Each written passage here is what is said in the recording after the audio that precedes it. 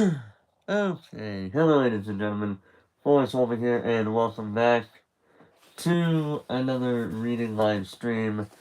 Tonight, we're finally finishing Slobberknocker, My Life in Wrestling by Jim Ross. Well, as told by Jim Ross. It's going to be a very good, and I think it's going to be an interesting ending to this one. This book does not tell the whole story of Jim Ross. They made a sequel book alongside this a few years back when AEW was a lot more popular than than it is today. Um, so that book will be read at some point in the future after all these ones, you know. But yeah. Hello, Lucky. How you doing tonight? So yeah, that's the whole plan. I don't know if I'll be doing some another thing with these books, but these are the books that are right here where my finger's pointing at. But yeah. You see Korea show me the money. Real good rap. No, I don't believe so. I don't believe so. This isn't about music, this is about reading. So that's what we're doing for this stream. I'm gonna be reading this book, and then immediately after that I actually do have.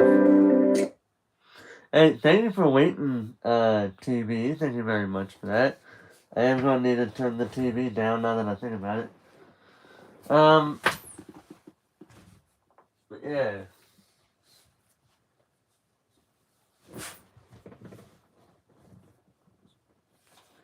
Yeah, I do got a few things planned for tonight. First thing is reading, and then the second thing is a reaction video towards something that caught my eye the other earlier this week because I thought it was really funny. So yeah, so first things first, we're gonna do a reading stream, and then after that, on a separate stream, I will be doing a reaction stream to 2 episodes of an abridged series.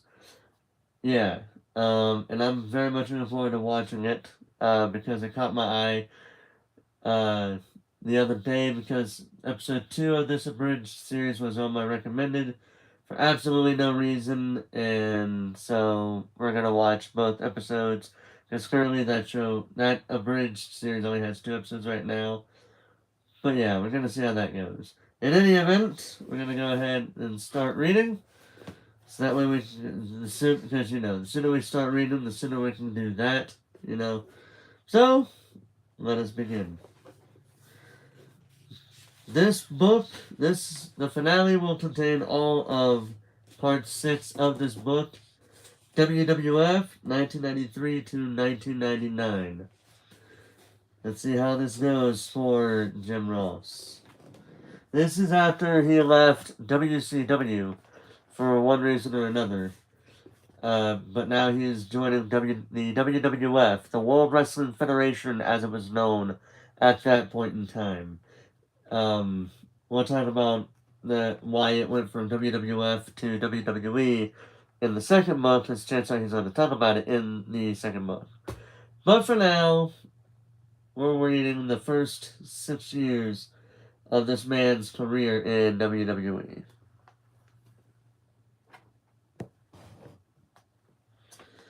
Chapter 41, Vince, 1993. I decided to make 2 calls that would change my life. The first to Jan and the second to Bruce Pritchard. Jan and I were communicating a lot more, talking on the phone and occasionally meeting up for drinks. I didn't know how she and I would do back together. I just knew that I wanted to find out. Once Jan knew I was serious, she made up her mind too. I was ready to marry the kindest, most understanding woman I had ever met, and she was ready to settle down with a high-maintenance wrestling guy who was away from home a lot and obsessively committed to his job. I was nervous that I would be a bad husband again, but Jan was too beautiful and too smart for me to let go again. I'm a little worried about how I'll be as a husband, I said to her. You want to find out? She asked. More than anything. Well, me too. I also realized that professionally, I needed to be back to where I felt I belonged to where I belonged. On air, calling matches and helping the talent get over. I knew that, with Eric in charge, WCW wasn't going to allow me to do that. So I rang my old friend from Mid-South, Bruce Pritchard. When Bruce first came on the scene, Cowboy didn't like him and didn't want him in his company.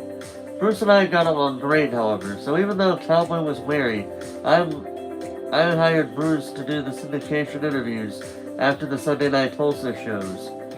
Bruce did really well, considering he had never done much promo work on screen before. I helped him the best I could, and he was always loyal and trustworthy to me. So as I figured out what I was going to do, and I realized I couldn't drink all the Crown Royal in Atlanta or smoke all the mysterious tobacco in Georgia, I gave Bruce, who was now higher up at WWF, a call. I was basically sitting alone in my apartment every day and needed to do something. I had the itch. Even though I had a radio show, Wrestling with Jim Ross on AM 750 WSB, I really wanted to get back into the day-to-day side of the wrestling business. I wanted to see if I could make it in the big show. Every step I'd taken, every piece of advice I listened to, and every lesson I'd learned, was all leading me to New York, to Vince McMahon, to WWF. I drove my navy blue two-door Lincoln Continental Mark 7 from Atlanta to Augusta, Georgia, to have my first in-person meeting with Vince McMahon. I thought about the only other time I had spoken to Vince, which was on the telephone when he called the UWF office in Bixby, Oklahoma, looking for us to release Missy Hyatt. Watts didn't care to talk to McMahon, so I handled the call and agreed to the release, as Cowboy had nothing creatively for Missy at that time.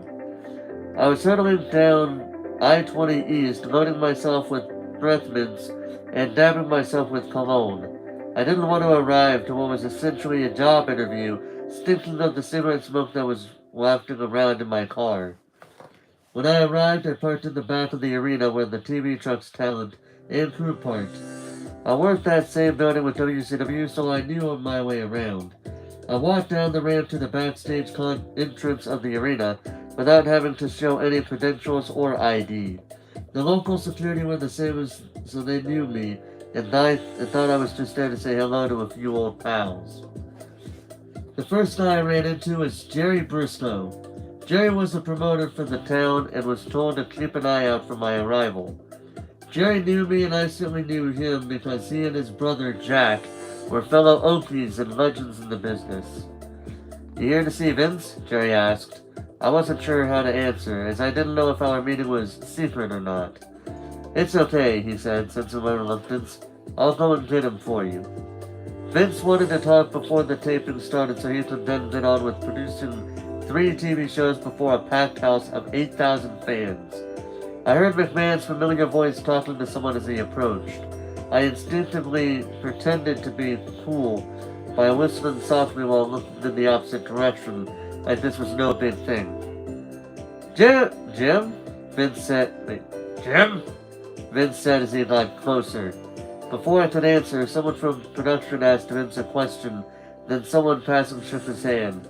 The Steiner brothers, who I knew from WCW, walked by and said hi to both me and Vince. We were standing in the corridor where all the talent arrived. Bam Bam Bigelow, Terry Taylor, Tatanka, and Hacksaw Jim Duggan all stopped to say hi as well.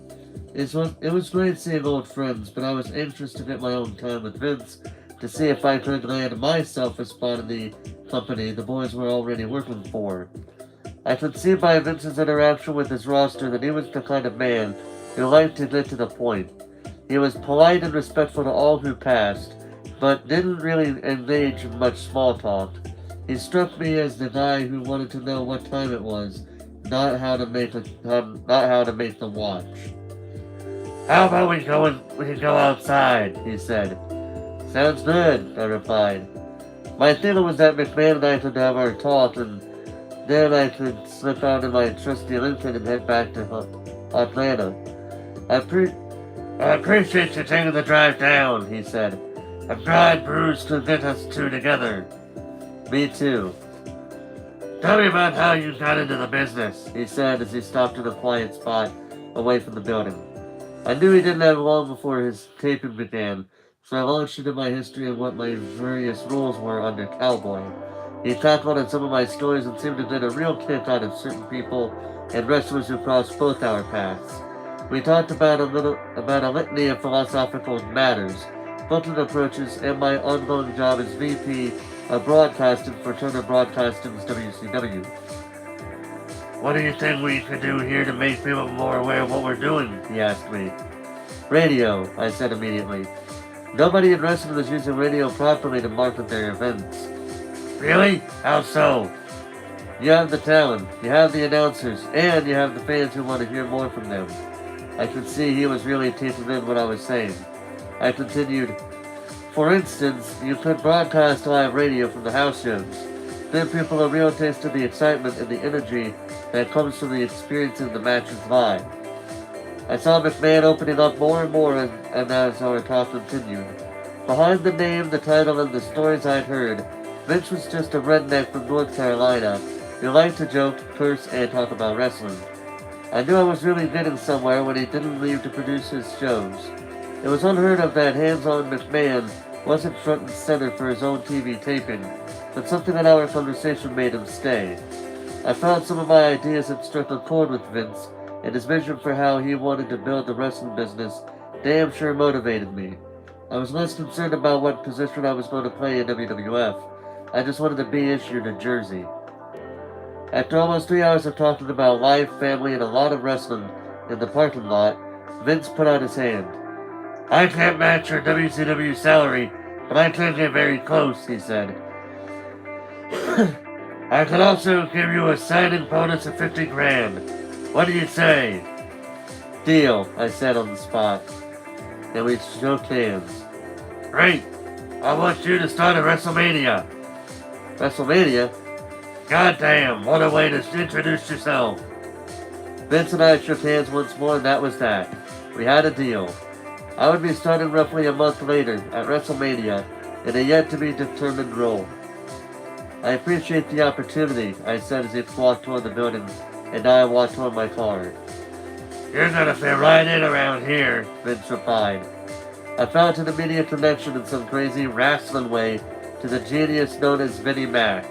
I was buying what Vince was selling, and I decided there and then that WWF was the company I wanted to finish up my pro wrestling career with. And if the boss and I was going to fit right in, then who was going to question him? And if the boss said I was going to fit right in, then who was going to question him? Maybe the asshole that punctured all 4 of my tires in the parking lot. Someone obviously spotted me parked in Old Blue and either decided to rib me or simply be a tool and slash all my tires. I was under 50 miles from my Atlanta home with 4 flat wheels on a weeknight with no phone booth in sight to call anyone, or no one to call even if I could find one. Thankfully, one of the friendly security guards knew a local service station where they sent their wrecker to tow me to their shop. I bought 4 used mismatched tires, which were barely good enough to get me back to Atlanta. As soon as I arrived home, I had a call on my machine from Bruce Pritchard. I called him back. Vince is pissed, Bruce said. Panic hit me all at once, as I thought he'd changed his mind. Why? Because he heard what happened to your car, Jim. I was relieved to hear it wasn't anything to do with our meeting. Really? Tell him it's fine and that I'm looking forward to coming up to work with you guys. Vince wants to pay for the damage. What did it cost you? Bruce asked. Through Bruce, I politely refused Vince's generosity. It was my issue and I wanted to get that negativity off Vince's radar as soon as possible. I got my dream job and couldn't wait to launch the beginning of the next, biggest, most daunting part of my career. Vince said I'd fit right in, I said to Bruce over the phone. You think so? Bruce paused. Yeah? He replied, obviously lying. Chapter 42, WCW Radio, 1993. When my deal with WWF became official, I wanted to make a big splash with the news. I thought, I'm not going to be a part of the Turner family, except getting their nice checks every other week. So I want to elevate my radio show by opening it up a bit. WCW was a sponsor of Wrestling with Jim Ross, but they didn't own it. They had no claim to my guest list and no further claim to me. I knew WSB wasn't a minor station either. WSB was the station in Atlanta, and the second word got out that WWF chairman Vince McMahon was coming on the show, my phone started ringing. I heard from Jim Barnett and the TBS lawyers, who wanted to know what I was doing, and the mistaken belief that they owned or controlled my show. None of the contracts with the advertisers were in WCW's name, I explained. The deals were all cut between me and the advertisers directly. I knew a guy like Bob Hughes who became a great friend and was in charge of the massive advertising budget of Georgia Power, was irate that WCW were treating me like dirt. WCW couldn't have moved his advertising from my show with a stick of dynamite. Not a single business canceled advertising after WWF personalities started appearing on the show. Not least of which was the WWF chairman himself, who came live on air to tell the wrestling world that I was their new signee. Vince said that I was the business's premier announcer, and that Christmas had come early for his company. It's the equivalent of John Madden jumping from CBS to NBC, he said. John Madden was an NFL announcer, for those wondering who that was. I got calls and mail from listeners in 37 states who said they were in wrestling heaven because my one-dimensional WCW-centric show was now bringing on the superstars from the other side. The station had a meter which could measure how many people were calling or trying to call, and we had the most called radio show on the station. It was an amazing hit because wrestling fans finally had an outlet to communicate. Of course, the WCW lawyers began to push it a little too far, so someone in WCW had to step in. They had to come clean. The reason Jim Ross could jump ship so cleanly was because the management of WCW screwed up. WCW had reassigned me, therefore voiding their own terms and breaking their own contract with me. I was free to jump and be welcomed with open arms to the WWF. Chapter 43, WrestleMania 9, 1993. You sure you're okay wearing that, pal? Vince asked me. I was standing backstage at Caesar's Palace wearing a toga and some sandals. It's the world's biggest toga party, right? I said, referencing WWF's theme for the show. That's right, Vince said. Then I'm sure as hell joining the party. I was ready to debut for WWF at their biggest event of the year, WrestleMania 9, where the company drew inspiration from their Roman surroundings to create a Colosseum theme. They hired actors to play Cleopatra and Julius Caesar. I saw elephants backstage and ostriches, buzzards, centurions, and Vestal virgins walking around. They were costume designers and rehearsals, lines to learn for the show opening, and a new broadcast team to work with. I was a long way from home. Apart from me, Howard Finkel had a costume, Gorilla Monsoon had a costume, and Bobby Heenan had a costume. The only person that didn't wear a period piece was Macho Man Randy Savage. I don't know if that was because he refused or went against his gimmick, but either way, I was too busy to think about it. It was my first week on the job, my first ever WWF pay-per-view, a WrestleMania, and I was ready to show an entirely new audience what I could do. It didn't matter to me what they dressed me in. I was solely focused on what the audience was about to hear, not see. Vince even gave me the option of wearing a suit if I was uncomfortable in a toga. You ready? Asked a familiar voice from behind me. It was Gorilla Monsoon. I'm just trying to remember my lines, I said in reply.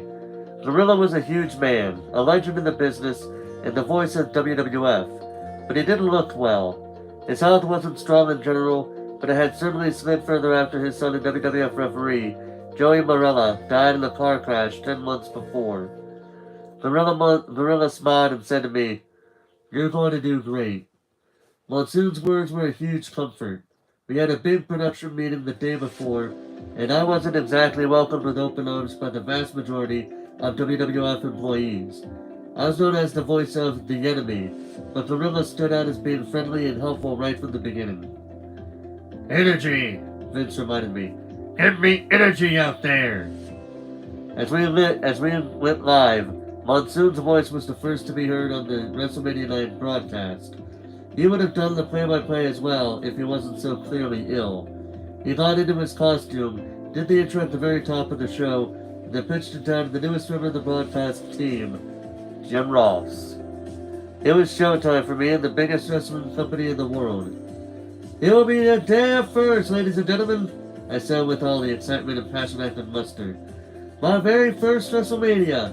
First time that yours truly, from the great state of Oklahoma, has ever been in toga myself. This is quite an impressive outfit, and I too couldn't get used to this. What do you think of these gold shoes? I said, showing the pair of my perfectly appointed golden sandals. How would those play in Tulsa? As I took over, Gorilla went back to his room to rest. I wrapped up my intro, ran down the top of the card, and nailed all the lines I had to remember. I moved down to ringside and waited for my broadcast colleagues, Bobby the Brain Heenan and Randy Savage, to make their entrance down the aisle. My head was full of little things to worry about. I wasn't so much concerned about getting the wrestlers over or calling a compelling match. I was more worried about it being daylight and outdoors, which would cause glare on my monitor, or making sure I facilitated both Savage and Heenan in their role, as I had never done a three-man booth for a whole pay-per-view before, and certainly not one that just happened to be the biggest event of the year for the company and the entire business. I was aware of all the changes, all the things I had to get used to as we went live across the world. I was also aware that I was on the top of the world. I loved feeling the rush, the fact that there was no safety net. As I settled at ringside, Bruce Pritchard introduced himself in my headset. The music hit for the first match, and I sat down in my seat to lead my two vastly different new colleagues into the fray. Randy was challenging to work with right from the get-go. I could hear right away that I was going to earn my money with Macho. He kept me on my toes, and not in a negative way, as soon as the pay-per-view began. I had no idea where exactly he was going in his commentary, so it was hard for me to direct traffic. He was well and tight at the best of times, but this was WrestleMania, and he didn't seem like the fat he had to get used to a partner, me, live on pay-per-view. I had heard that Savage historically was not an evenly trusting individual. It's just the nature of his personality, so he committed to working his own style, and I had to follow. Heenan, on the other hand, was just the opposite. He was loose and funny and made my job easy. I knew Bobby was good from watching the stuff on TV, but I had no idea just how good he was until I sat beside him and went live. I thought of all the tools that someone could bring into the wrestling business. I could see nobody who had more to offer than Bobby Heenan. I was a huge fan of his wrestling and on-air role as a manager, and now, after working with him as an announcer, I left that booth looking at Bobby as the best total wrestling package ever. I knew he was extraordinarily underrated in-ring talent. He took the greatest ass whippings in the history of the sport and could feed a comeback as a heel to make a babyface look like Superman, as good as any heel I ever saw. Then, the very next week after being mutilated and disfigured, he got back on the microphone and talked his heat right back to where it was. He was an artisan. When it was time to step back from the ring, he became a broadcaster with no broadcast training. I don't think he even had a high school degree, but the brain was a genius commentator. Our first outing at WrestleMania was enough proof for me that Bobby and I had natural chemistry on screen, but I would soon rely on his friendship off screen to help navigate the confusing world of WWF. Chapter 44, Growing Pains, 1993. I got the feeling almost immediately that the people in the WWF hated my guts. Not me, the person, but me, the guy Vince hired from the competition and didn't tell anyone about. McMahon was the alpha male, and he didn't often ask for people's feedback or suggestions. He simply hired me because he thought I could contribute to the success of his company. What that meant on the ground was some people in the production and television side were reluctant to open up and didn't want to lower their guard and trust me.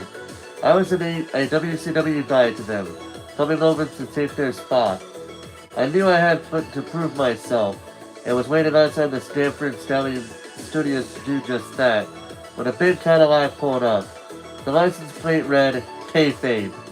Inside, I could see the smiling face of Gorilla Monsoon looking back at me. I stubbed out my cigarette and walked toward his car. Gorilla was a former main event wrestler and a trusted confidant of McMahon's, who was so well respected that they named the backstage section just behind the curtain, the Gorilla position, after him. Nice ride, I said. You like to drive? Gorilla asked me. I started out driving for Leroy McGurk in a car like this one, I said as I looked at the Cadillac up and down. Well, I'm more or less blind now, Jim. How about we ride together when we go out on the road? Love to. If we're renting a car, I need something with leather seats. I can't get out of the car if it has regular cloth seats. Got it. I was just thrilled that someone with so much clout was taking a shine to me. Gorilla opened the door for me to enter the building. It was my first weekend of TV, and Monsoon was already looking out for me. I was there to team with Bobby the Brain Heenan for a show called Wrestling Challenge, which was one of the 2 syndicated shows the WWF produced. I knew when I emerged into the studio that the reception for me was cool, to say the least. Some would say it was hostile. Gorilla, feeling it too, smiled and ushered me in. What do I have to do to let people know I'm not the enemy? I asked him. You want the truth? I nodded. I'm not sure, he said. This is pretty bad. Little did I know that it was the mixture of Bobby, me, and the catering guy that would turn my fortunes around with the crew. After a couple of weeks working with the Brain, he leaned into me and said, You know, they used to hate you around here. I know, I replied. Then it hit me. Wait a minute, used to? It's the catering, Bobby said. The food? I asked, confused as to what Heenan was alluding to. Vince and Savage are here the day before us, he explained. That means pasta, salad, and chicken breast. Then me, you, and Gorilla come in to do our show. Bobby waited until I caught up with him. Nothing but desserts, meatballs, potato salads, and soda. The crew can't wait for you to come back every week. They love you. They do? Oh, no, but they tolerate you. That's a start. He was right. It was a start. I had nothing to do with the menu, but when Heenan, Monsoon, and I were there, the catering guys would order the food we liked. Hideously bad, fattening, carbohydrate-loaded foods. And a chocolate cake to finish. The food got me some love to begin with, and then the crew began to see Bobby and I had great chemistry. We didn't overthink things, and we hit our marks and got the job done. We would normally do all 3 hours of our TV in just 4 hours of taping. That included pee breaks and dinner breaks. I quickly learned that nothing will endear you to a hostile crew like unhealthy food and shorter hours. On the other days, when Vince was involved, the time needed would go into the evening hours because Vince had so many interruptions between takes. He was chairman of the board and had a lot of irons in the fire. When someone would call over, they'd have to interrupt the voiceovers so Vince could take the phone call or fix a problem. The tapings were stop and go, stop and go, stop and go. Bobby and I, we just nailed our business with no fuss and no waiting around. I quickly came to love working with Bobby and Gorilla, as they both accepted me because they liked how I started in the business, working for a little money and paying my dues. My story seemed to resonate with the 2 veterans, who then would come and communicate that to the people who worked for WWF. I needed all the help I could get, as the crew were my only detractors. I was even shunned by other broadcasters, like Lord Alfred Hayes. Hayes was an Englishman who was a good wrestler and hired manager before selling the WWF as a broadcaster in his later years. I never even met him, didn't even know him, but he still treated me like I had malaria or some other infectious disease. He was rude and unprofessional until Monsoon and Heenan got wind of it.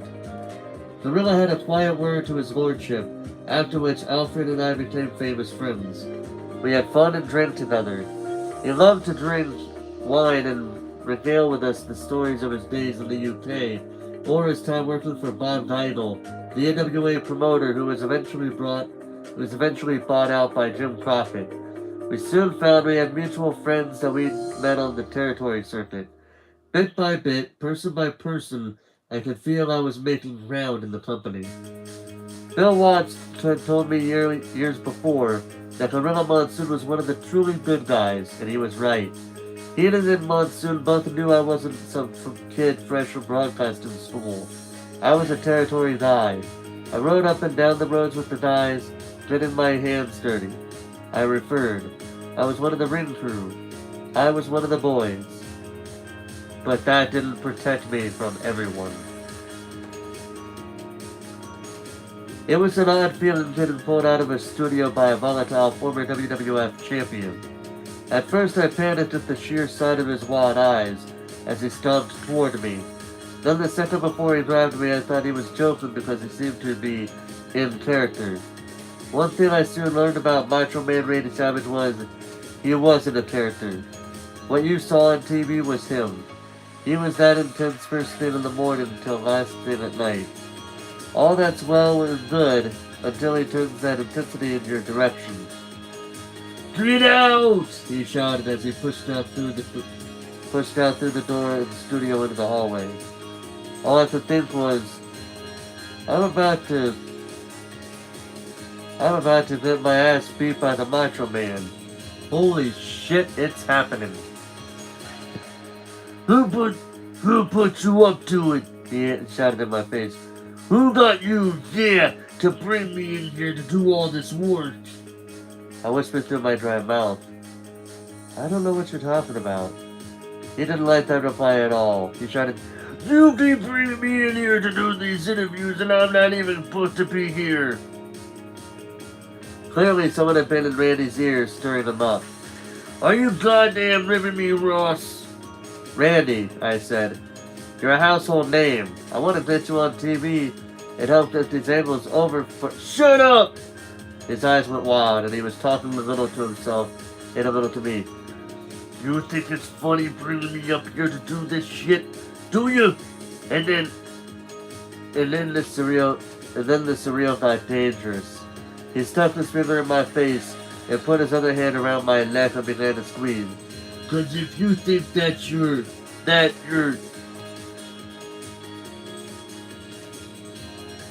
Randy, said a familiar voice from down the hallway. The boys are working you. I managed to tilt my head a little to see a gorilla walk toward us. This asshole, Randy said to gorilla about me. He's bringing me in to do these promos because he thinks it's funny, to bring a Macho Man in to do promos, Jim was just doing his job. It's the boys who are ripping you, said Gorilla. Macho looked right at me. He already had me pinned against the wall and pretty much peeing on myself. He leaned his head against mine until we were nose to nose. I'm going to find out, he said. And when I do, you're not going to do anything, Gorilla said, standing behind Randy. I strongly suggest you take your leave. Randy was breathing deeply. The veins in his neck were popping out, and the finger he had in my face was neatly pushed through to the back of my head. I mean it, Gorilla said. Let him go. Macho released his grip and turned to Monsoon. I certainly didn't want Gorilla at his age to get into anything physical. I don't think Randy did either. Macho stood down out of respect for Gorilla, then stormed off. You okay? Gorilla asked. I'm fine, I said. Look, I'm wearing dark trousers. He's intense, isn't he? Gorilla said, laughing. I'm learning that. Let's get back to work. Gorilla was like the uncle I never had. I didn't dislike Randy at all. He was just so amazingly unpredictable and talented. I had never been around anybody like him before. I think I might stop booking Macho on interviews, I said to Monsoon as he walked slowly back to the studio door. I think that's best, Gorilla answered. Again, the most powerful weapon in wrestling came out, the eraser. In the wrestling business, I learned we all worked in pencil, so I erased Randy's name, put somebody else in there, and went about my business. Not everyone here dislikes you, you know, added Gorilla. I knew that. I'd already made some interesting friends.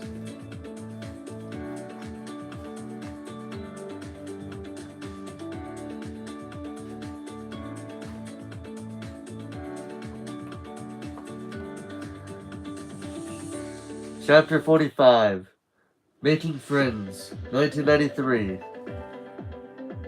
I found myself in a basement full of pot smoke, sitting in a chair, under a light, getting a haircut.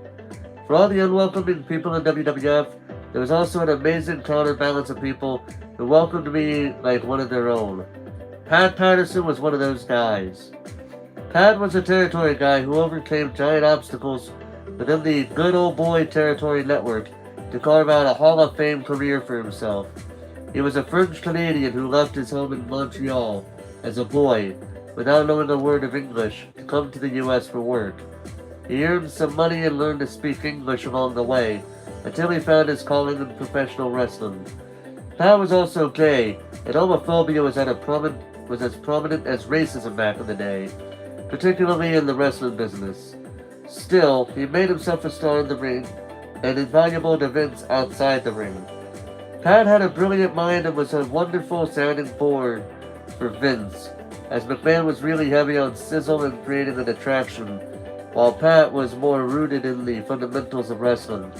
Pat was a showman too, but he had infinite knowledge of the business and wouldn't deviate too far from what got people over. For me, Pat's house became a sanctuary, a welcoming house in a new city, where the door was always open. Jan was a flight attendant for U.S. Airways and was going a lot. Her flight schedule rounded every week, and she was based out of Philadelphia, which meant she took the train from Stanford to Philly, and then would catch her flights and go to work. With Jan gone so much, it was nice to have somewhere to go that didn't involve a bar or an airplane. Pat's long-term partner, Louis Dondero, who was an amazing host, as well as a generous, funny, and licensed hairstylist. How's Jan? Louis asked me as he looked for his scissors. I was down and patted Louis's dinner because of the barber's chair, which Papa looked on. She's doing good, I said. Traveling a lot, I replied. Lois joked. That was a perm you asked for, wasn't it? Beyond the haze of Lois's pet smoke, I could see Pat laughing. Pat never smoked. He liked a vodka cocktail, and I never saw him even enjoy Lois. On the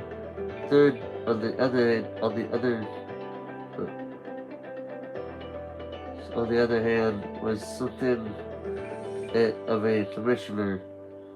If you can find enough hair to perm, you can go right ahead, Lois, I said. I'd love to see you ride back to Oklahoma to, see.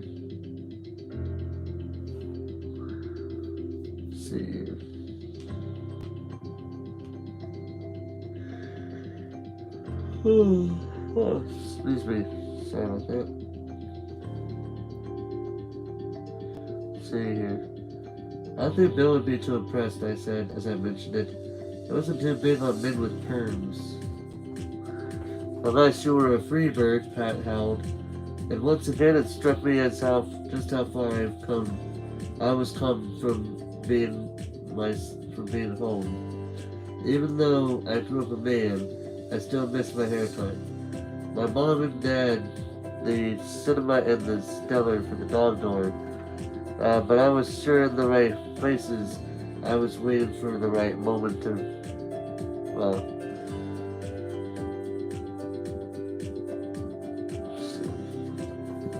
At, excuse me. My mom and dad, the chimera and the dollar for this haircut, was suddenly out the door. Was suddenly, let's see. But I was sure that I was in the right place when I saw wrestling. Along with Angelica's evil. Uh,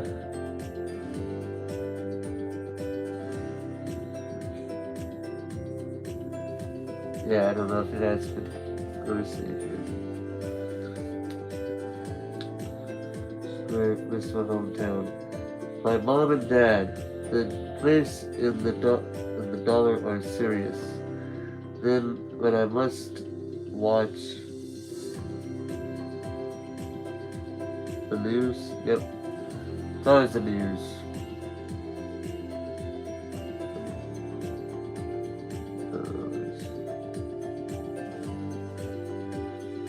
Alright. It's been quite the journey, Pat. I said, trying to clutch this diplomatic. Uh,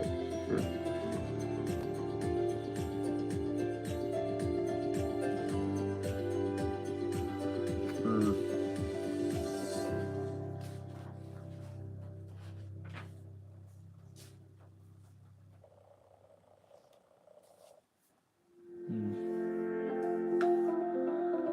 Hmm.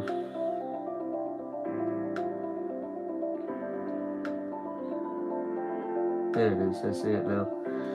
It's been quite the journey, Pat. I said, trying to be as diplomatic as I could. But some days I'm going to get lunch and you people won't sit with me. Won't even talk if I said hello. Ah, stupid choice there. Yeah. Yeah.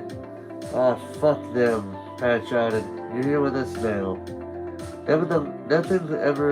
Nothing annoyed Patrick for as long as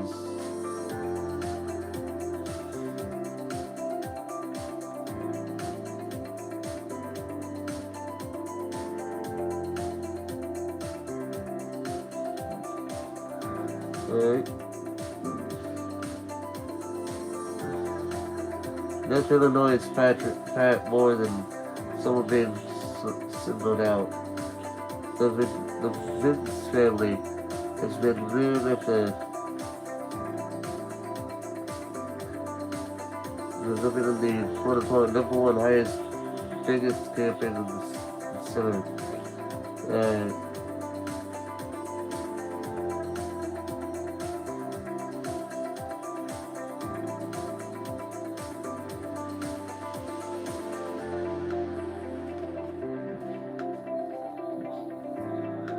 right there you go. Hmm.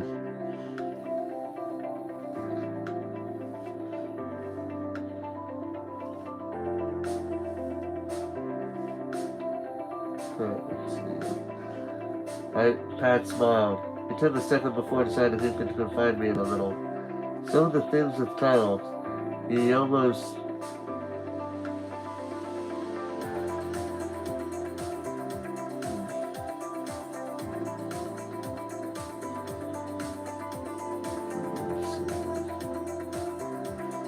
Pat smiled. He took a second further to decline and he would confide in one of them. Some of the things with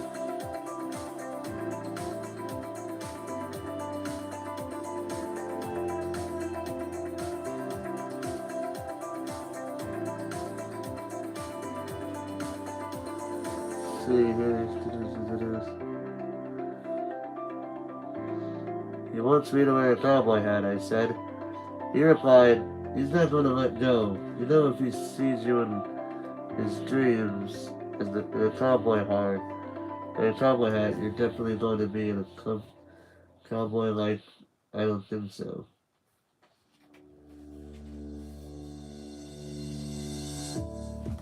Let's see. He replied, he's not getting let him go. Let's see.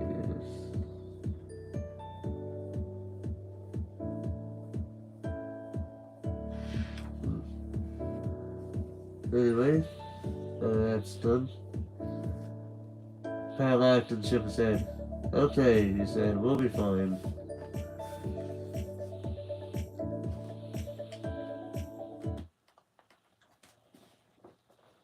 You know what?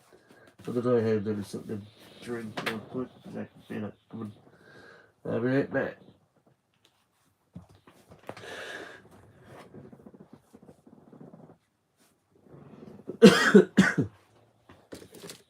I'll be right back.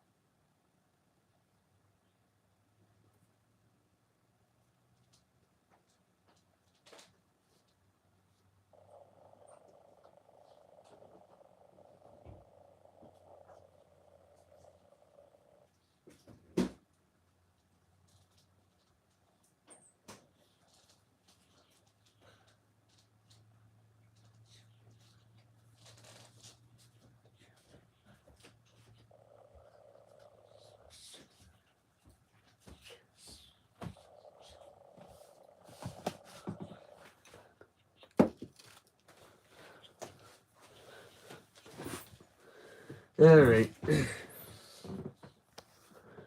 Yep. Okay. I'm back now. Got me a little something to eat real quick. This is why I'm out here getting a little bit tired, but I do gotta have something to keep me going. So I got me a can of tea and this receipt. Right. Time is around that. It is, wow, 12 o'clock. It's just 12 o'clock. Mm-mm.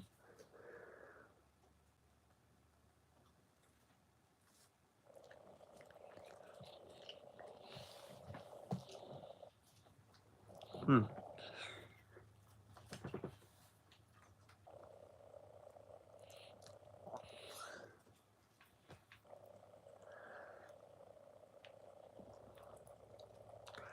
Alright, there's the episode of a friend of mine who I've been in earlier, that came out earlier today. That being the Mario Party series that a friend of mine, Joe C, shout out to this man, Joe C, is doing. Well, he's been doing for the last few weeks.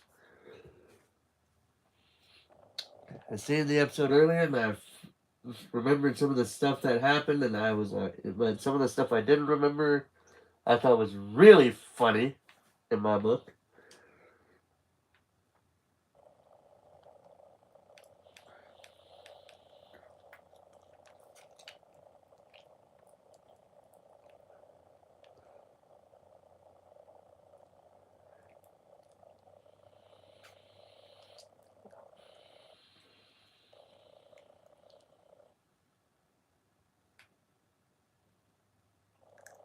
Hmm.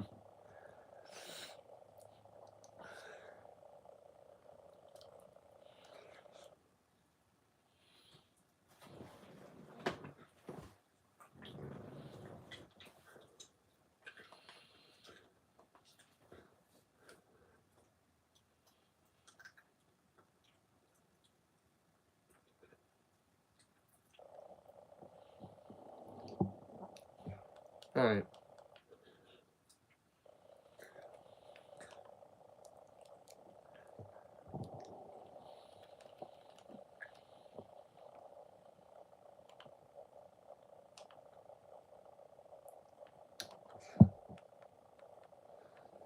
Okay, and now that I got that taken care of,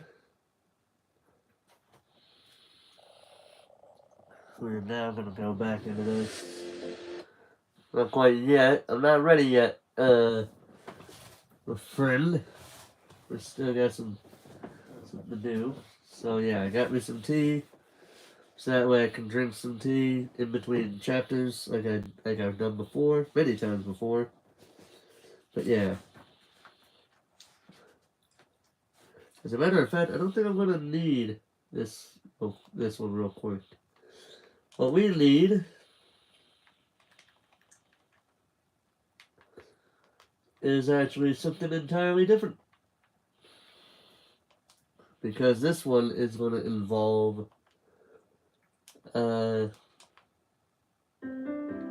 this one's gonna involve some romance on this one. Chapter 46, In Sickness and in Health, 1993 to 1994. Jan and I got married at the Little White Chapel in Las Vegas on October 12th, 1993. This was also where such luminaries as Steve Austin, Michael Jordan, Mickey Rooney, and perhaps most luminously of all, Bruce Brotherlove Pritchard also gotten married. We left the hotel, went to the courthouse to get a license, and made a reservation at the chapel. The whole deal took just an hour. It was my third wedding and Jan's first, but neither of us was interested in a big church wedding. We just wanted to be married. Of all the things that had happened to me during my years in wrestling, that little wedding was the best. There was no match, no WrestleMania, no contract that exceeded marrying Jan. I was ready to start the new phase of my life. New job, new wife, new home, new start. And I couldn't wait. My $50,000 signing bonus arrived in the mail, which turned out to be for $32,000. Uncle Sam helped himself to $18,000 in taxes somewhere along the way. Welcome to reality, I thought. Still, I'd never gotten a $50,000 check before in my career, and I'd already been in the business for 19 years. After WrestleMania 9, I worked the King of the Ring pay-per-view, after which Vince came back on TV, and I went to the bench. I went from debuting in WrestleMania to doing some international voiceovers and giving grunt work in booking the syndicated promos.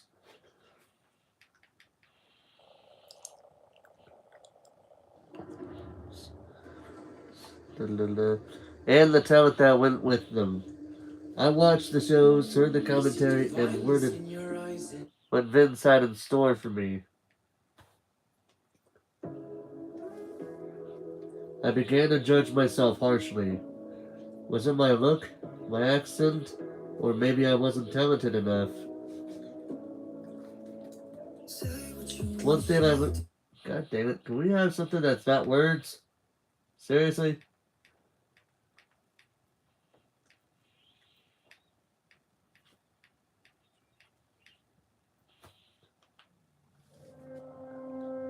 See. I watched the shows, heard the commentary, and wondered what Vince had in store for me. I began to judge myself harshly. Was it my look, my accent, or maybe I wasn't talented enough? One thing I knew for sure, I was hungrier than ever to get back on TV and show Vince and the wrestling world what I could do. I was very aware that my contract was only for 12 months, and I didn't want to run down the remaining months sitting on the sidelines, unable to prove my worth. I wanted to re-sign and felt that nothing was going to get in my way of doing that, or at least nothing I could control.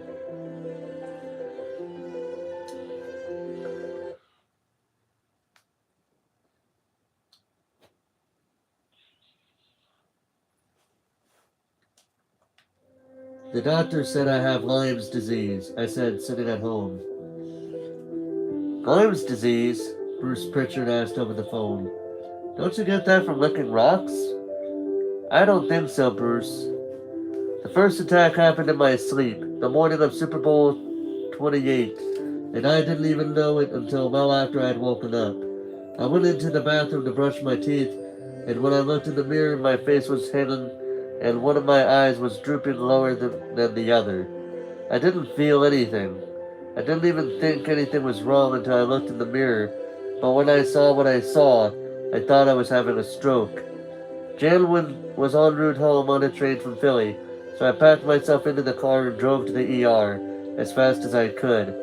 Along the way, I'd catch glimpses of myself in the rearview mirror and startle myself all over again. My face had no symmetry. My eyes didn't line up, and my mouth drooped down on one side. It was a scary thing to see my features change so dramatically and not even know why.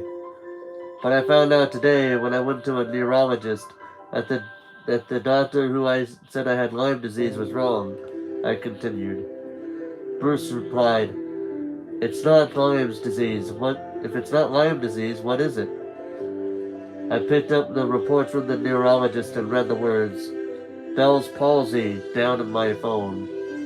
"I have no idea what that is either," Pritchard said. "It's facial paralysis," I said. "They don't know what caused it, but he says that most people get over it in a couple of weeks." "So you're going to be okay?"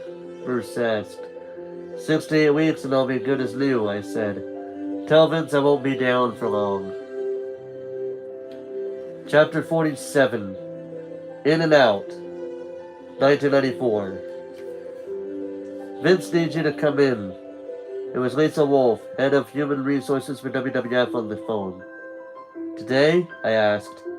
"Right away," she replied. It was icy, snowy road conditions. The only thing that was open was I-95 because the side streets hadn't been plowed yet.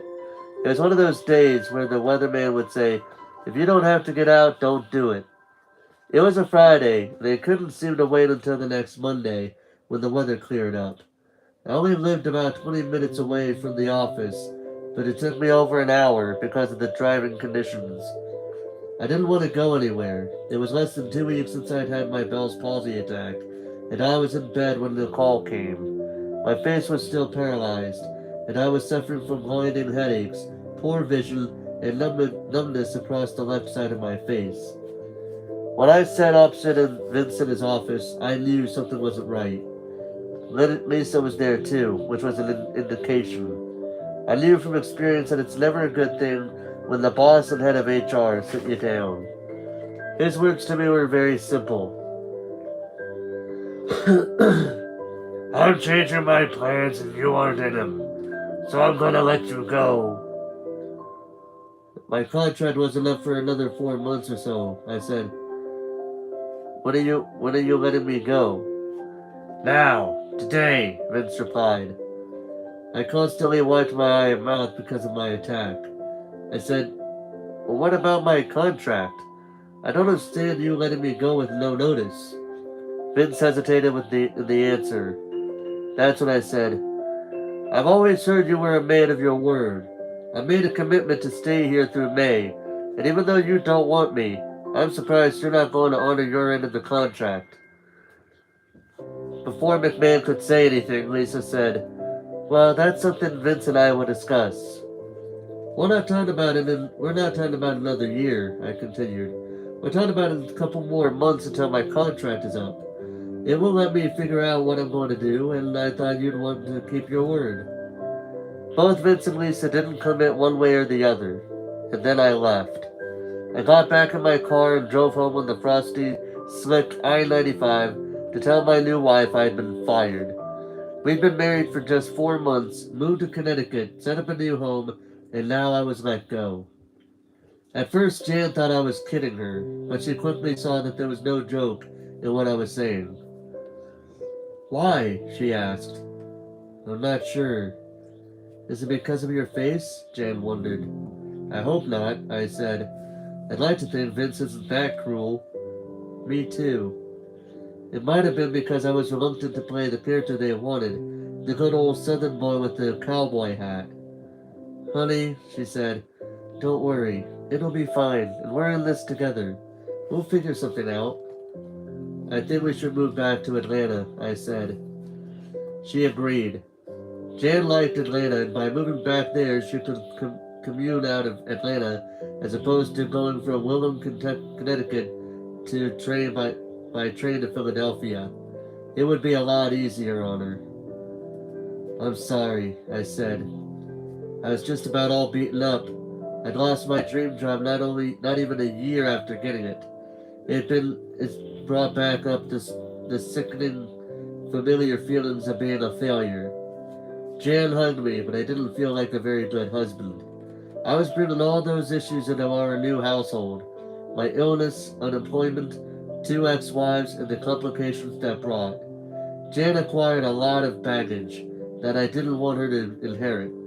I just didn't know where I was going to earn the kind of money that would continue to put my two daughters through school and college, while keeping enough to support my life with Jan too. The only thing I could think of was that I had a lot of business contacts in Atlanta, and the housing market was much more affordable than in Connecticut. A few weeks later, I met Jan at the Westchester County Airport, and we had all of our stuff already on the moving van on its way back to Atlanta.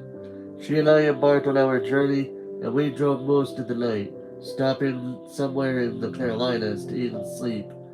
We made it back to Atlanta, and within a couple of weeks, bought a townhouse in Sheffield Glen Way. It had a two-car garage. It was part of a larger complex. It was very reasonable compared to Connecticut. There was no yard work, and it was only about a 5-minute drive to Fat Matt's Rib Shack. There's always a silver lining. Once we got settled, I made an attempt to get back in with WCW. Unfortunately, Eric Bischoff was not interested in bringing me back. We had one meeting at a place not too far from the WCW offices, a little restaurant. Eric didn't give me any false hope. I'll give him that. He said, I wanted to meet with you because I just don't think it's going to be happening. I was a little taken aback by his forthright take, but appreciated his honesty all the same. He continued, I don't know that it fits anymore, and to bring you back would upset too many people.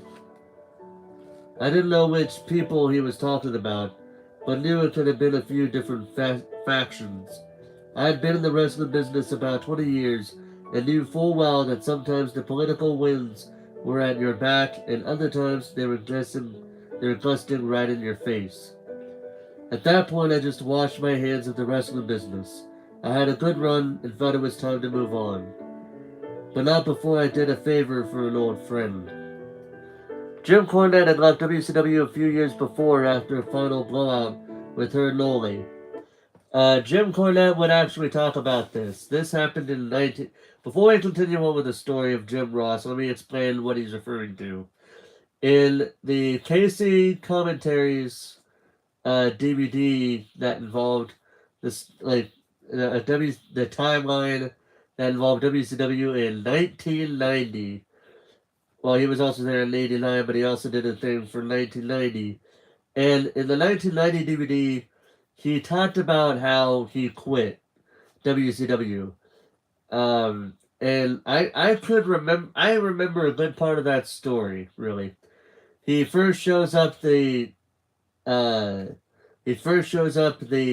calendar, his pocket calendar that he put the words "I quit," and he says, "Because I fucking got up that morning thinking I can't do this anymore," and he goes somewhere, and he sees the lineup for center stage, 4 tag team matches, and the Midnight Express is going to lose every single one of them.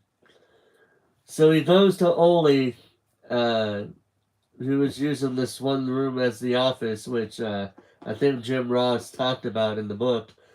And he said, Ole, we post-produce everything now.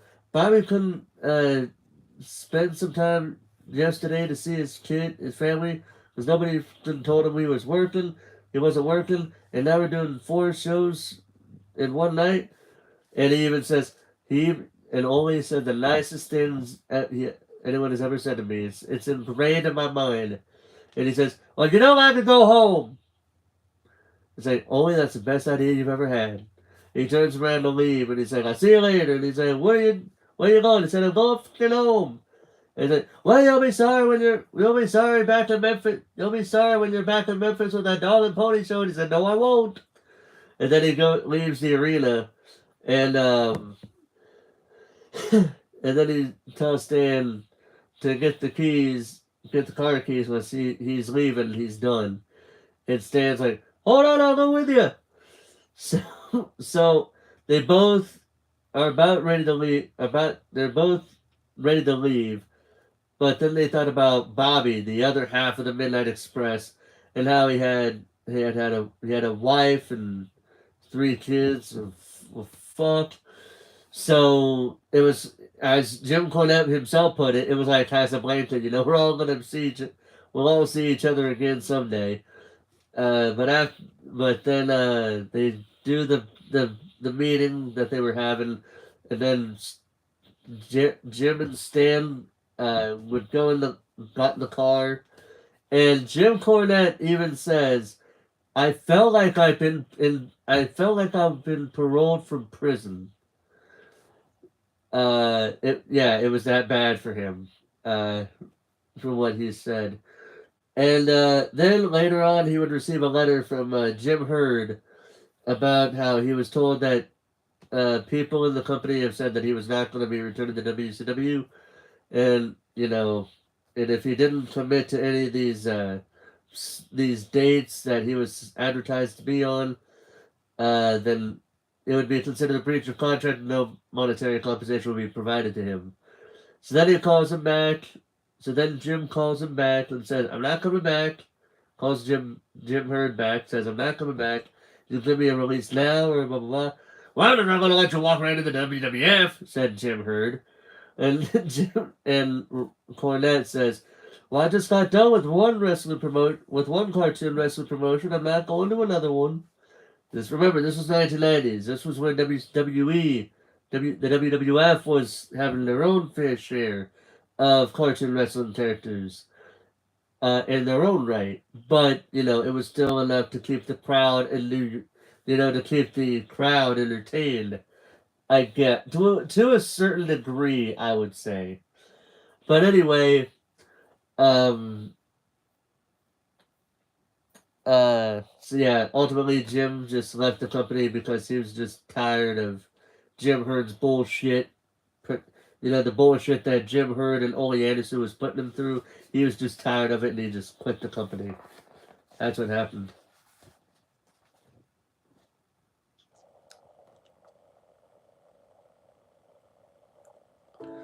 Cody wasn't the kind to sit idle, so within a year of his leaving, he opened up Smoky Mountain Wrestling.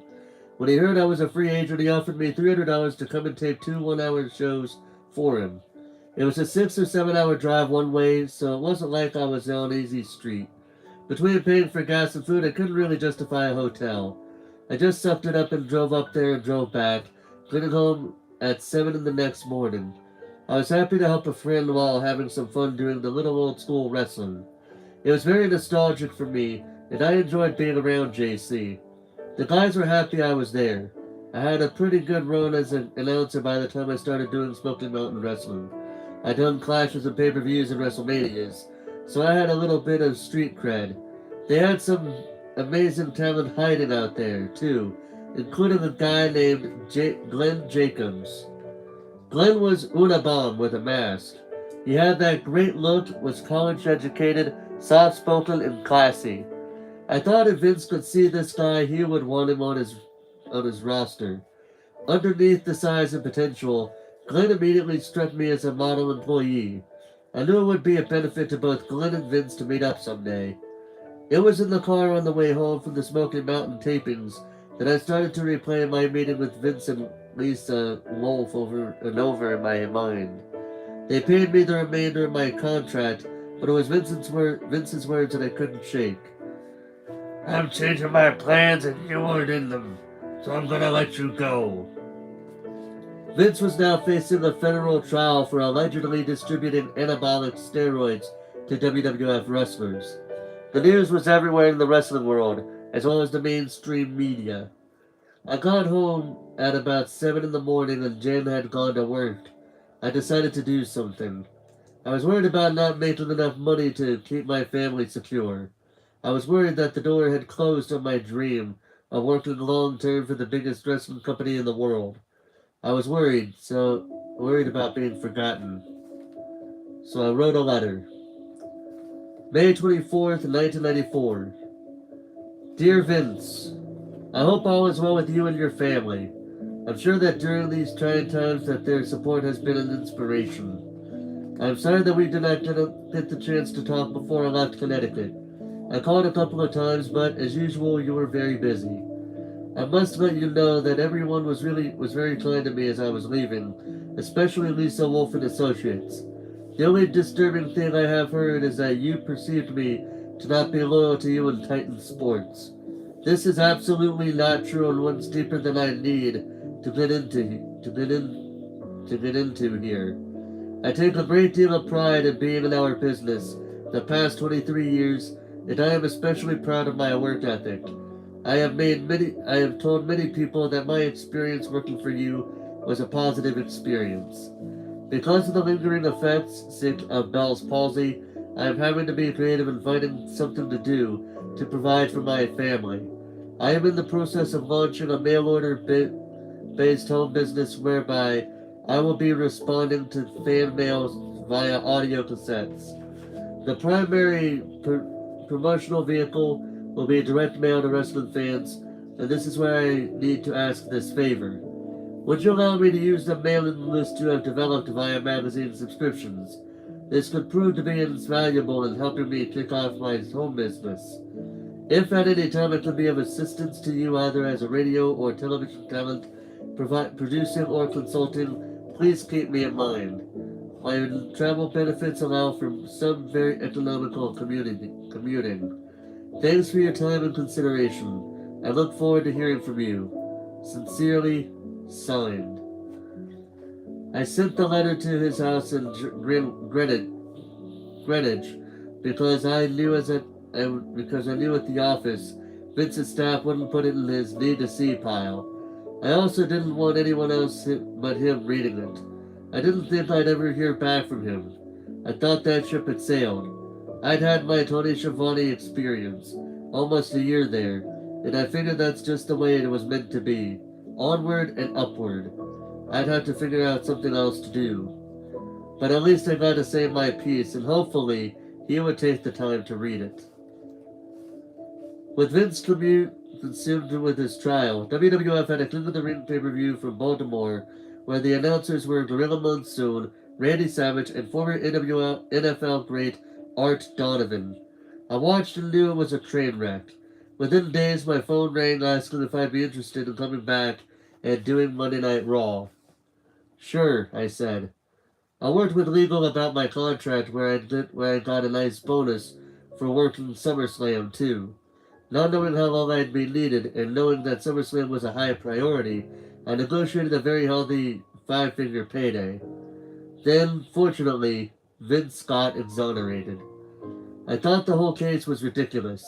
For Vince to be charged with distribution was laughable. The jury must have agreed. It also didn't hurt Vince to have the best attorney I'd ever met in his corner. Jerry McDevitt was a badass attorney, boy. I knew that if I ever found myself in deep trouble, I'd be calling the 412 area code and talking to McDevitt. Vince's fortune, however, became my misfortune. After McMahon came back, I was out again.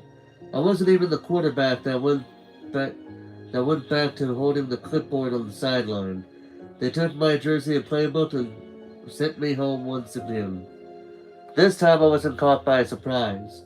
I knew that when Vince came back, he was going back on Raw. If they had something for me, then they would discuss it with me, but more than likely they wouldn't. I just showed up and did my job, enjoyed every minute of it, and saved my money. I also got a lump sum when they exercised the option to let me go. I knew it wasn't a firing this time because it was built into the deal, and I got a nice payout and everybody was cool. Once that was settled, I went back to Smoky Mountain to replace my old friend Bob Caudle. As much as I loved the old school feel with Corny, I knew where I wanted to be. Excuse me.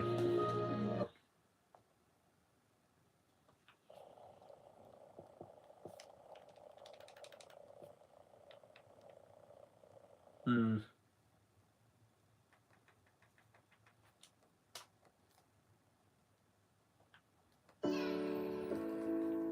Chapter 48. Vince and Good Old JR, 1994. Jim, it's Vince. Are you ready to go back to work? The boss called like nothing had ever happened. It had been about 4 months since they exercised their out clause on my contract. I was a little surprised to hear him on the line. Sure, I said. I want you to come back as a producer and be JJ's assistant in talent relations. Sound like something you'd like to do for us? J.J. Dillon was a former manager for the Four Horsemen in WCW. He transitioned to The Office when his time on TV was over at WCW. I can do that, I said, absolutely. Vince said my role would be to do some producing at the TV studio and help the other announcers. Before I knew it, he even had me producing him at Raw. I was in his ear with lines and information, and although I wasn't announcing myself, I was just happy to be back on the team. It seemed like Vince was happy with me too. Jim, you ride with me, he said after a few weeks of Raw. In the parking bay of the building, Vince had a big Cadillac waiting. I could tell the second he started the engine that this was going to be a little bit of a white knuckle ride. Wait. What music do you listen to? He asked.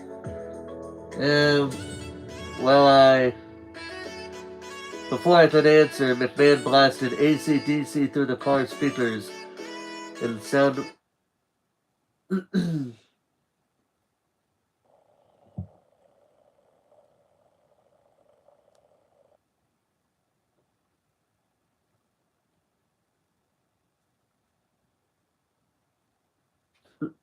This is gonna be funny. Through the car... before I could answer, McMahon blasted AC/DC through the car speakers, the sound of which made everyone turn to see who the asshole was. When they saw it was the chairman's car, they all smiled and waved. We reached the road outside the building and Vince floored it. I honestly thought I was going to die before we even made it to the highway. I was stuck to the back of my seat, praying to the good Lord himself for a safe journey. Beside me, Vince was singing all at the top of his lungs, punching 90 miles an hour on a secondary road, all while dancing on his seat. I'm an amazing dancer for a white man, he shouted over the music. I can see, I shouted back. Any car he met along the way, Vince drove inches from their truck until they moved over. Sensing my utter terror, he leaned into me, taking his eyes completely off the road and shouted in my ear, I've got an amazing depth perception. Don't worry, pal. Okay. Vince continued to gyrate in his seat as he weaved through traffic. He then stopped the song mid-solo. The silence after such a jarring burst of sound was deafening. His demeanor completely changed. He went from bombastic and animated to somber and quiet. I want you to hear that. I want you to hear this, he said in a low voice. Hear what? I said. I was afraid I'd miss whatever it was Vince was letting me in on. He seemed pained, almost confessional.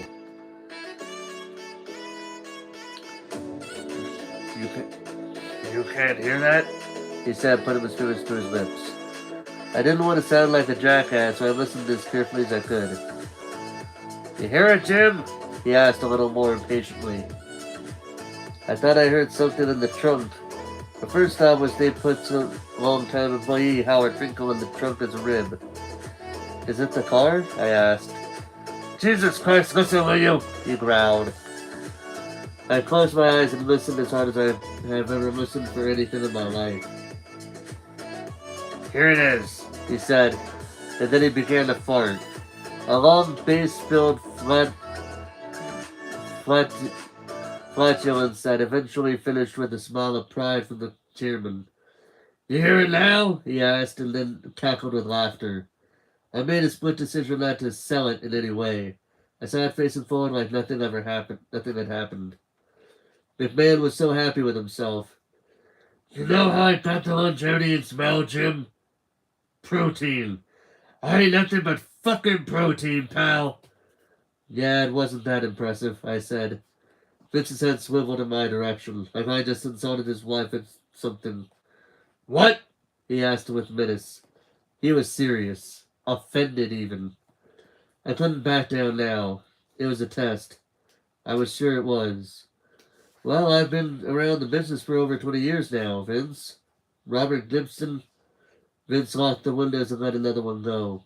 Twice the volume. Twice the smell. He watched my reaction intently as we continued to leave. As we continued to tear along the highway at speed. His creation was putrid, but I knew if I told him that he'd just keep doing it. So I sat still and waited for the smell to stop burning my lungs. How about that one? Vince asked. He hated to be beaten at anything, even farting competitions. He studied my reaction till the blue lights in his rearview mirror caught his attention. Ah, shit, he said as he pulled over. Was I speeding, Jim? Just a tad. Why didn't you say something, goddammit, pal? The Ohio State trooper approached and McMahon rolled down his window. I took a covert, life-saving breath of fresh air as the trooper asked for the license and registration.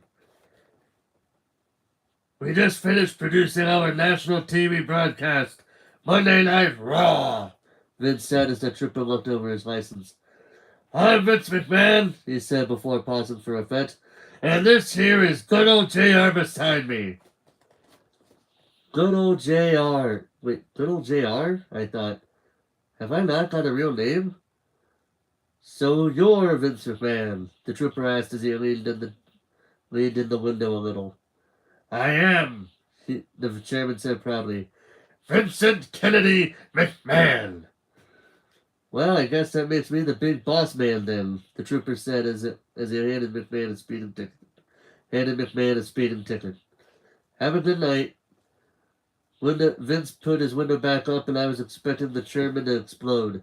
But instead he turned to me and said, You're doing real good for us. I wish I could clone you. It was a compliment out of nowhere. Thank you. You're better at farting than Robert Gibson, too, I said as he... I know, monkey, but I was doing some other things, so I just got off work and I had to do a few other things. And it wasn't until about an hour and a half, almost an hour and a half ago that I was able to do this. So, yeah. And it's so weird how time zones work. I just wish we all were around the same time. I wish we was more in Pangea than separated all the countries. Like how all the continents are separated as they are. Because then we wouldn't have to worry about so many damn different time zones. You know what I'm saying?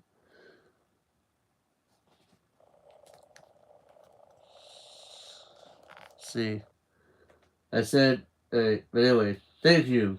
You're better at farting than Robert Gibson, too, I said, as he took us back onto the road. You don't mean that, he replied. I do. Vince watched the cop car that pulled him over disappear, and then floored the pedal again. Because I am a rebel! Alright, Mumpy, have a good rest of your night. Have a good sleep. And may tomorrow be a good day for you.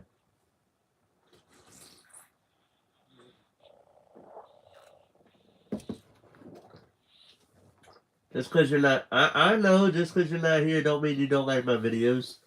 It's a matter of time zones. It's a pain in the ass. Time zones are a pain in the ass. That's how they are. Always the time zones, damn it. Wanted to check something real quick here. Okay. Alright. Not PM me back. Hey, no problem. I know what you meant, because PM, it's like, what time is it right now, right?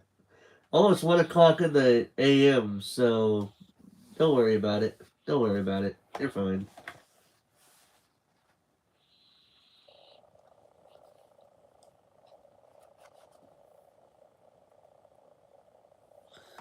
Alright.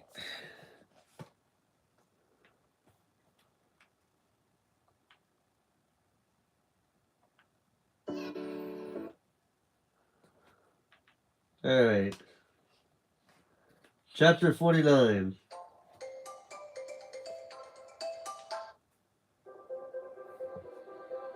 Chapter 49. The New and the Old. 1995. Bruce rushed up to me backstage at Raw and said, "Hey, can you do some voiceovers tomorrow for us for the UK?" I said, "I can't do anything." "No, I can't. I can't do it."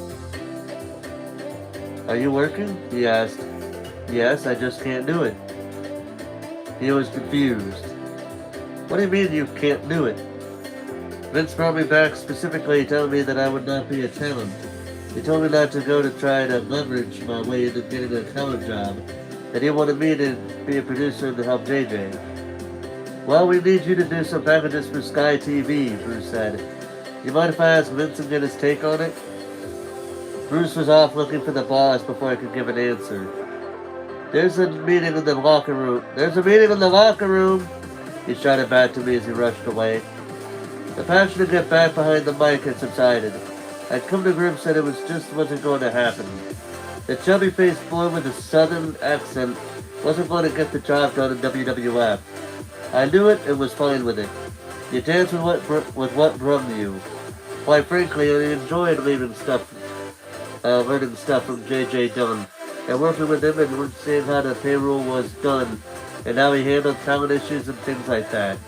It was refreshing because JJ was a lot more even keel than Bill or Ole were in that mentor role.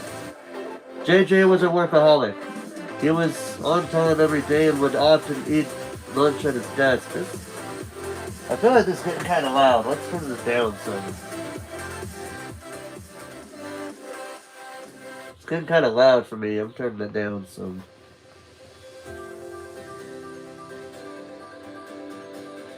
Anyway. He was on time every day and would often eat lunch at his desk so he didn't miss a call. He was totally committed to doing a good job, but it was a thankless pursuit.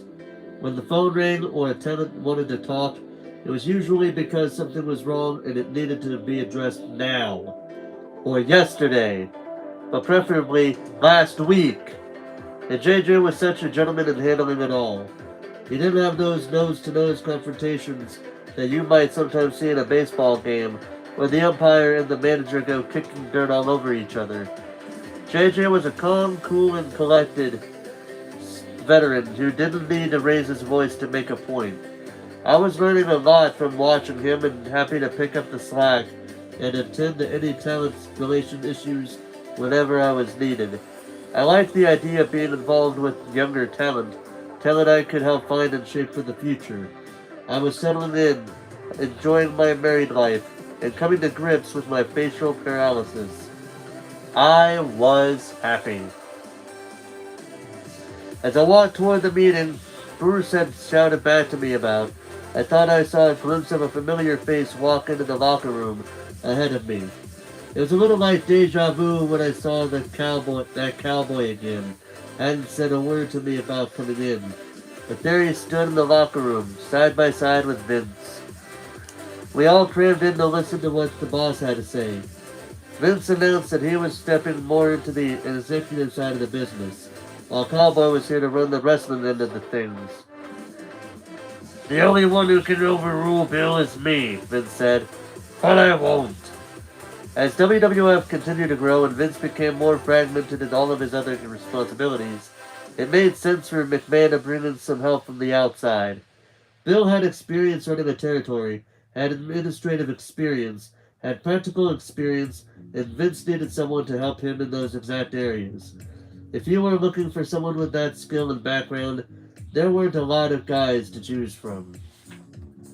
I loved Bill, but I was worried that his steamroller management style would double back on me again. Our last run together in WCW didn't end very well for either of us. Right from that very first meeting, Cowboy was very much hands-on in WWF. He took on a lot of responsibilities. And then he was gone. Lasted only a few weeks. He had issues with the HR people, Lisa Wolf in particular. He didn't want her to try to tell him how to manage or handle wrestling issues, and he wasn't the most politically correct individual in the company.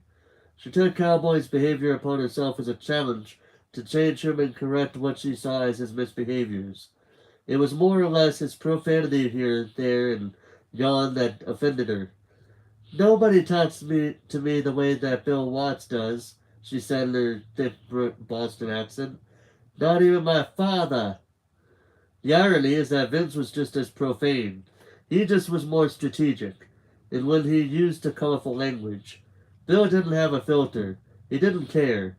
Not about Lisa, and not that much about anyone else either.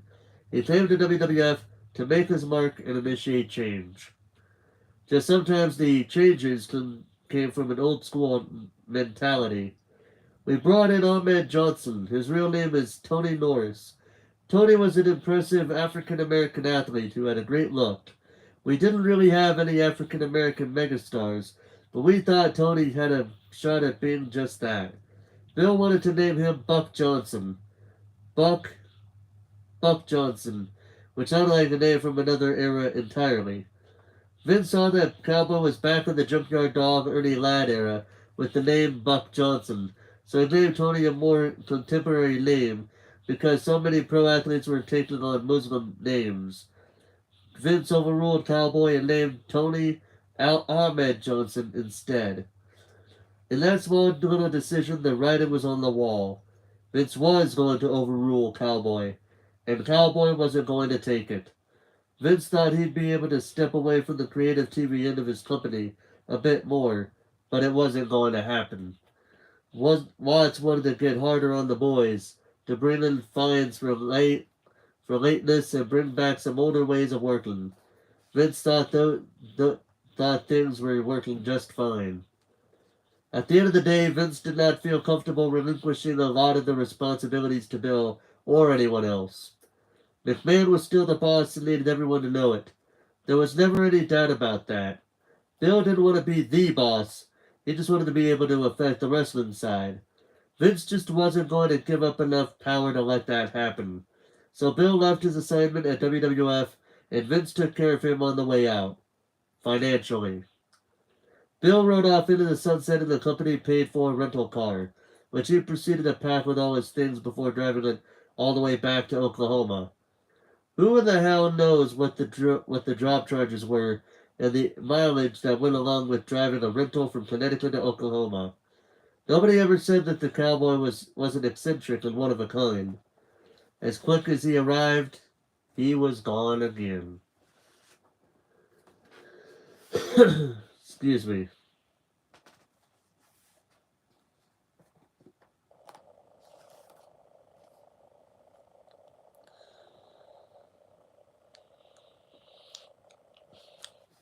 Now, gonna have an interesting time with this one.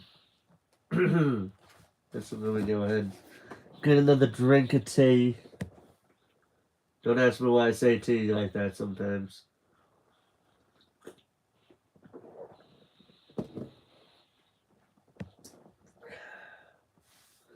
That is some good tea, I'm telling you. Alright.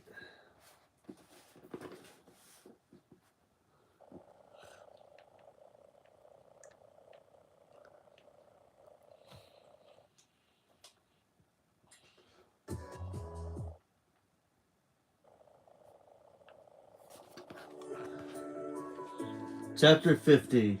Market Research, 1995. JJ asked me to go check out a kid in Florida, as both he and Vince trusted in my judgment when it came to assessing the potential of green guys for the future. I'd already heard from Pat Patterson that this guy had the potential to be a keeper, so I was intrigued as to how our meeting would go. My overall sense of talent evaluation was I wanted to see the prospects and situations outside of the business. I figured I could learn far more about who I was hiring if I got to see them operate in the real world first. I wanted to know if they have manners. Are they good with their family? Do they handle themselves well in public situations? I wanted to use my meetings as market research. When I met Dwayne Johnson, who would, as you know, would go by, who nowadays is known as The Rock in the wrestling business, I brought him to lunch. It was a Cuban place that he liked to eat at, when he could afford to. He wasn't long finished up playing for the practice squad for the Calgary Stampeders in the CFL, that'd be the Canadian Football League, I believe, where he told me he left with $7 in his pocket. Straight away I could see he was mannerly to the staff. He was unique looking with a black father and a Samoan mother, about 6'4" and a muscled 270 or so. In case you don't know who his father was, he was another professional wrestler that was under the name of Rocky Johnson. And his mother, I don't remember her name, but she did have in some way involvement in the WWE. I think she was inducted into this year's WWE Hall of Fame. I do not know her name though, because compared to Rocky Johnson, I don't hear her name anywhere near as often. But I do know that she did have some part in the wrestling business. And that's very interesting because if you actually want to know the truth, the family tree between the Johnsons and the NOIE family are because of Dwayne Johnson's mother and father. They are the reason why they are the reason why the two families are intertwined. But out of the two families, the NOIE family are very, very much well known. From the Wild Samoans and the Wild Samoans in the 80s to the Head Shrinkers and Yokozuna in the early 90s to uh, The Rock, who is half Samoan and who is half black, half Samoan, um, to Dwayne The Rock Johnson and Rikishi in the late 1990s, to Jamal slash Umaga and Rosie in the early to mid 2000s. Well, yeah, early to mid 2000s to uh, I believe his name was Samu. I could be wrong. Also, Haku was in there as well from in the 80s and 90s with that company. Uh, I can't remember the one that was in Legacy for a brief period. Alongside, I can't remember his name. The one that was with Legacy for a brief time. And when I say Legacy, I mean the group that had Randy Orton, Cody Rhodes, and Teddy DiBiase in 2009. But he was in there for a brief time. And then in the 2010s, um, you had Roman Reigns, that's for sure. Then you got Jimmy and Jey Uso, who debuted in late 2009 or 2010. You have Roman Reigns, who debuted in 2012 on the main roster. You have Solo Sikoa, who was on WWE in the mid 2010s, I think, if not late 2010s. Then you have Tama Tonga and the other, I can't remember his name. You had Tama Tonga and uh, the other one that was just in there. I can't remember his name because this guy and Tama Tonga have similar names, but they're not exactly the same. But yeah, that's how it is with them. Anyway, back to the story. I'll have the grilled chicken, black beans, and rice, please, he said to the waiter without looking at the menu. I told the waiter that I'd have the same. Dwayne seemed to know the joint well enough to know what was good. I'm gonna be your top guy one day, he said before our drinks even arrived. Well, let's see how you handle the training. Then the locker room. Then your first match. Then we'll take it from there. I watched his reaction closely. He was serious. He truly believed he was going to be our top guy. But not in an arrogant way. He said, "You know I'm broke and living at home, right?" "Lunch is on me," I replied, being purposefully dry. "Well, thank you, but I mean that I'm coming in to make an impact, because I have to." I love this kind of talk from new talent. I didn't approach Dwayne's confidence as a bad thing, because I wanted the talent relations department to be run like a major league franchise. I saw my own role as that of a talented scout/player development/coach. I knew most old-timers in the business wouldn't like Dwayne's proclamation of greatness, but I personally loved it. If a completely new guy had his eye on the top spot, I saw it as my job to guide him toward that spot. It was completely up to him if he had the tools, attitude, and good fortune to actually get there. The standard contract is for 3 years at $100,000 a year, I said. He simply smiled and nodded. I continued. But if it's not working out, there's a 90-day termination clause in the contract too. I know, I'm cool with that, he said. Well, alright then, let's have a little something to eat, you and I. Over lunch, I could see and hear that Dwayne had the foundation to be a major player. Being a potential third-generation wrestler, he had great product knowledge. He also asked all the right questions about the terms of the contract and what to expect. I watched as the women in the restaurant kept asking if he needed anything more to eat or drink. If he needed some more napkins, maybe. I'm pretty sure that a lady or two who didn't even work there asked him if he needed anything. In a looks business like professional wrestling, that was a great start. What I saw in front of me was a guy who was hungry, informed, confident, and had it. Like all my new signings, I just didn't know if his it would evolve into something that could make us all money. He finished his meal long before me, wiped his mouth and said, I want to start yesterday." "I think you have all the pieces," I said. "It's up to you to make them all connect." "Just let me start so we can get the show on the road," he said. I left knowing we had a new grade A prospect on our hands. I had no idea how far Dwayne would go or how long he would last. All I knew for sure he was going to do everything in his power to become the main event, and we needed more people like that in our locker room.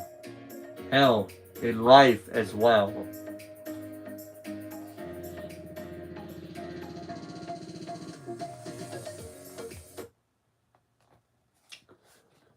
Chapter 51.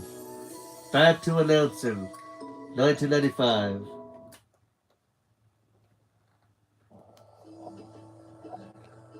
"You're back," Bruce said. "Back where?" I asked. "On commentary." And just like that, with no real explanation, fanfare, reason, or logic, I was back out there with Vince and Jerry Lawler.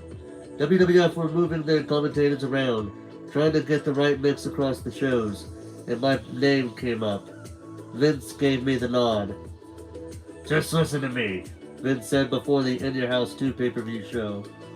"And all you have to do is jump on board when you hear an opening." Of all the three-man crews I'd been on, I knew this one I could look forward to because I wasn't cast as the lead guy. Vince was in control, and that made it easy for me to play off of him. Lawler effortlessly took up the reins as a pure heel, and I was the counter to his approach. We all knew our roles to help move the show forward without getting in the way of the talent in the ring. There was clear direction from the boss. Lights on, and let's go. Lawler felt like Keenan with his natural timing, wise-ass one-liners, and the zingers. He was just a natural-born performer. I can't imagine too many people that were more perfect for the business than Lawler and Heenan. They were seemingly born to be entertaining pro wrestling personalities. Drew had mastered the art of the soundbite as Booker in Memphis for years before his WWF run. He was a top babyface there, and was a top heel too, so he understood the psychology of being both thoroughly. He had also written television and created characters, so he knew instinctively what was worth highlighting and what didn't need a word. If he needed to clip something, oh, he knew that in the three-man booth it was the soundbite world. I had to learn the same thing. I was used to being the lead guy and talking more than I needed to, but now I was the analyst or the voice of reason between Lawler and McMahon. Still the same principles applied. I needed to learn to talk in shorter bursts that had some substance to them, and not talking just because I hadn't chimed in for a while. I went back in my mind to watching the games on TV with my dad. He too wanted info on the players and teams, but in a substantive way. As I found my footing in the live on air, I was really imagining how my old man would like me to break down the wrestling business if he were to suddenly become interested in it. I immediately felt we had good chemistry. It was very hard for me and King to go into business for ourselves because we were sitting with the guy that owned the company and therefore had blessed all the storylines we were commentating on. Out there at the desk, I also saw a different side of Vince, a more playful, mischievous side. He was relaxed on TV and acted more like one of the boys. I know he didn't watch any other wrestling shows, so he didn't know the names to a lot of the holds and moves. I'd help him when I could, but moves and submissions didn't light his fire. Storytelling did. Good versus evil, personal issues, and creative value on the title was where he excelled.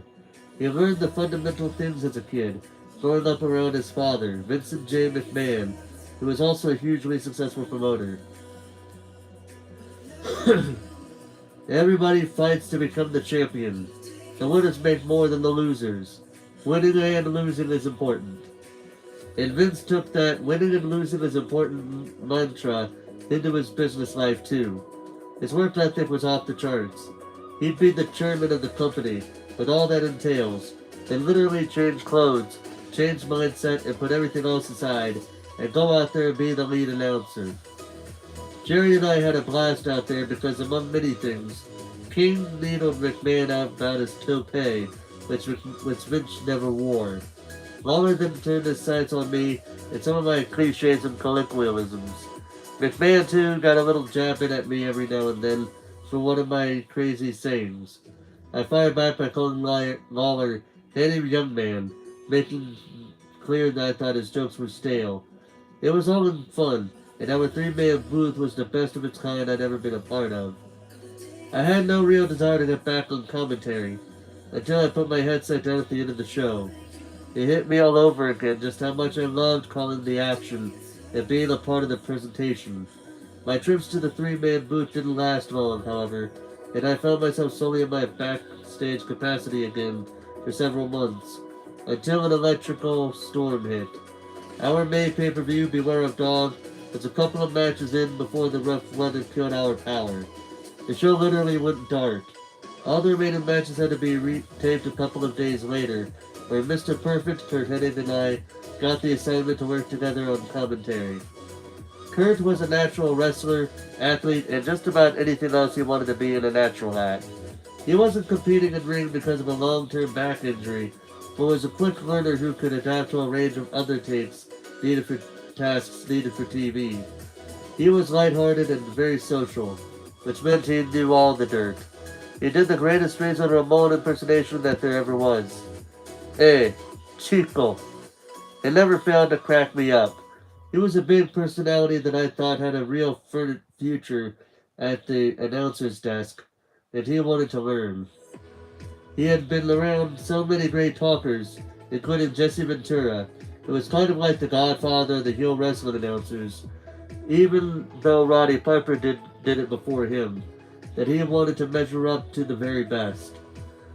What should I avoid? He asked. One of Vince's biggest issues is the double negatives, so you never want to describe it out like, this guy's mean as a snake and he can't wrestle either, I said, because that would kill the heel. Exactly. Mean as a snake is good, but the fact that he can't wrestle makes everyone look stupid. His opponent for not beating him, the heel for not being able to do what everyone else on the roster could do, and the company for hiring him in the first place. Kurt was a gamer, but I could see he was a lot like Flair. He was the life of the party, and unfortunately, being the life of the party got the better of him. He wasn't sure that he wanted to be on commentary long term, but my short run with him, Vince and Lawler, certainly let me know that I was sure. It fit, felt at home, and after my Bell's palsy had subsided a little, I knew my focus for being an on-air presence was back. I just needed to figure out how to get a solid spot on the headsets.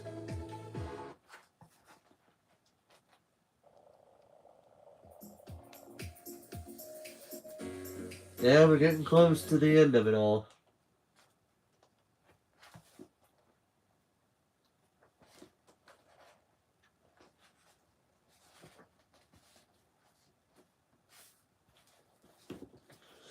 Alright.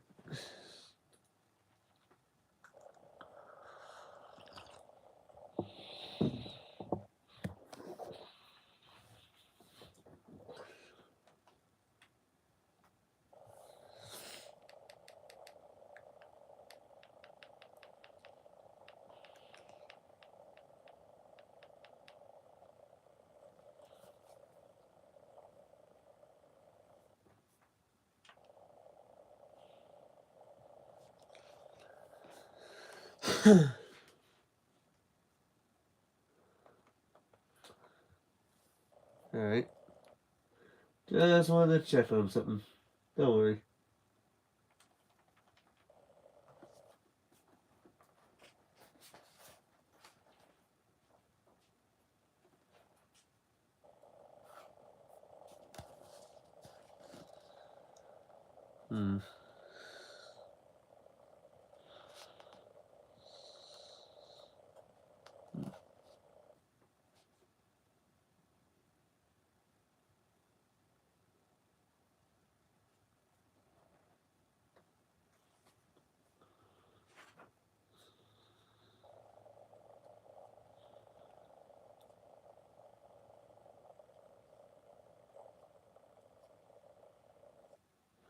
So I'm gonna see how I'm gonna do this, but alright.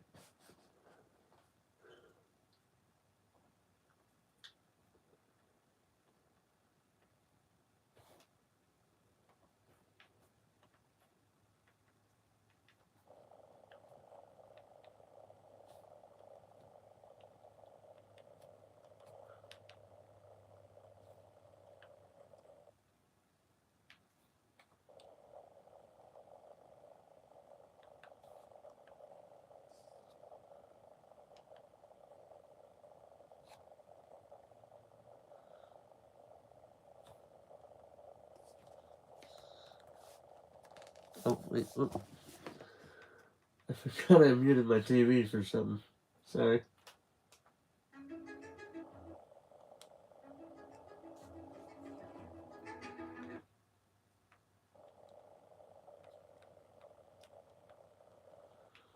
Hmm.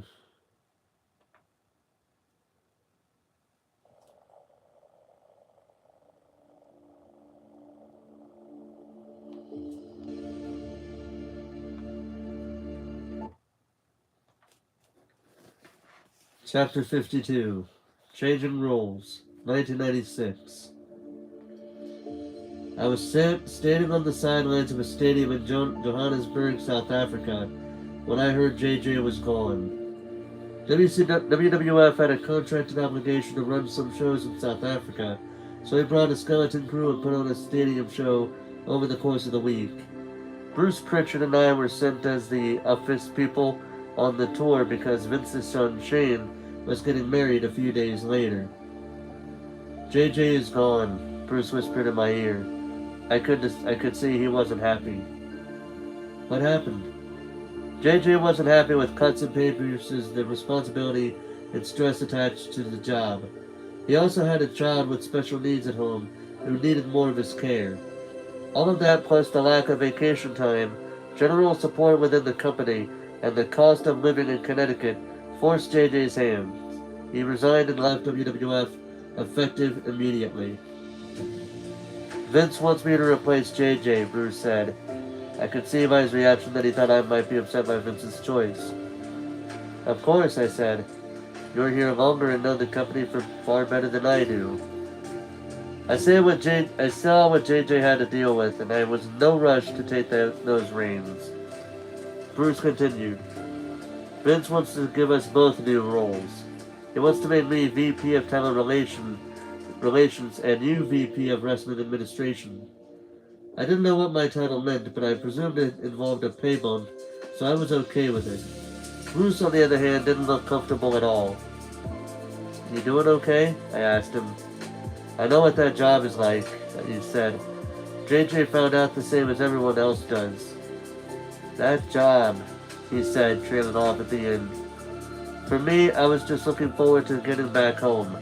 Home to Jam. Home to my own bed. Home to the new wrestling war that was brewing with a rejuvenated WCW under Eric Bischoff. JJ wasn't going to be the last one to leave WWF. Of that I was sure. There were changes coming all over the company, and not just behind the scenes either.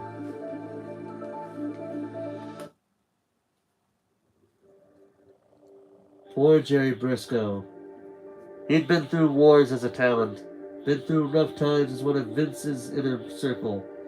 But I don't think anyone pushed him to that limit like I did as he drove to Raw in Hershey, Pennsylvania that night. My in-ring promo was, for better or worse, one of the first Attitude Era type segments when wrestling storytelling was blended with behind-the-scenes reality.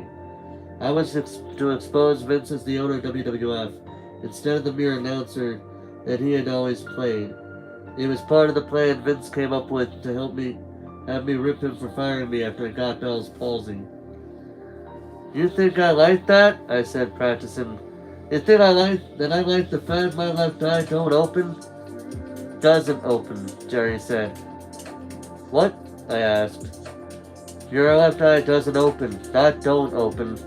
Jerry looked like he was ready to jump out of the moving car. This was the 100th time I had acted out the promo on our drive to the building. I didn't have a script to work from, just the bullet points of where they wanted me to go. You think it's any good? I asked. It's different, he said. But is it any good? It's different. But is it JR? He said. We're driving on pure ice. I'm trying not to kill us both. You've been cutting the same promo for nearly 2 hours. I want to kill you right now. I might not be the best judge. Well, that's what I'm going for, I mumbled. I hope the audience wants to kill me too. Jerry choked the steering wheel with his hands. You might not make it there to find out. As he drove at 10 miles an hour, I continued to whisper my way through my grievances against both WCW and WWF. The company wanted me to hint that I brought in Stone Cold Steve Austin, Mick Foley, and Vader's to cultivate a WWF that was more to my liking, while letting Gold Stars go elsewhere. My in-ring verbal assault was all part of the new Monday Night Wars, as WWF and WCW battled for television ratings.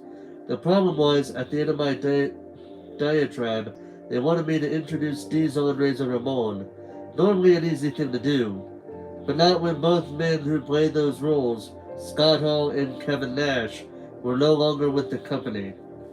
With those departures, the infamous clique was splintered, with Hall, Nash, and Sean Waltman jumping to WCW, and Shawn Michaels and Triple H staying with WWF. Not a lot of our locker room were sorry to see the clique disbanded, as they were a disruptive force behind the scenes. It got to the stage that when I worked with JJ, there were other talents who were going to take matters into their own hands if the disrespect, pranks, and attitude didn't cease. The clique got their way creatively more often than not because there was strength in numbers and they had a direct pipeline to Vince. The irony was that everybody had that opportunity. They just took advantage of it. Collectively, they were an ornery, mischievous group who played many of the other talents like marionettes. When I dealt with them, I took the most rational, level-headed one of the group, which was Hunter, Triple H, and would tell him what my dilemma was. More often than not, their stuff was harmless pranks. To some people, the frequency of the pranks got more than they wanted to handle. The other side of the clique was that they all had great wrestling minds. They weren't dumbasses. They would go to Vince when they had some creative that didn't jive or resonate with them and explain another ways of doing it.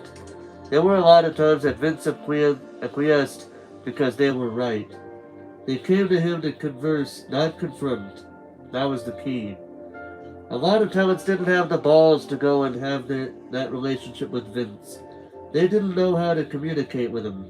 Vince saw himself a little bit in that clique. He understood where they were coming from. He was one of those guys. And now, 3 of those guys were gone and fighting on the other team. And Vince once again wanted to say, fuck you. If Hall and Nash decided to jump to WCW, their personas were staying put. And I got the job of introducing the new Razor and Diesel to the world. In the ring, the thing I soon found out about my heel debut was, as I continued my rant, I was getting increasing cheers from the crowd. They agreed with a lot of what I was saying. At the end of Raw, I introduced Razor and Diesel, and WWF sent out Rick Bogner as Razor Ramon and Glenn Jacobs as Diesel, but the fans farted at it.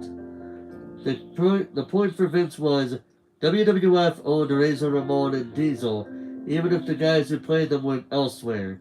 It was part legal posturing, part entertainment, and part counter-programming. Despite everyone's best intentions, the idea was DOA. Still, Vince appreciated my work.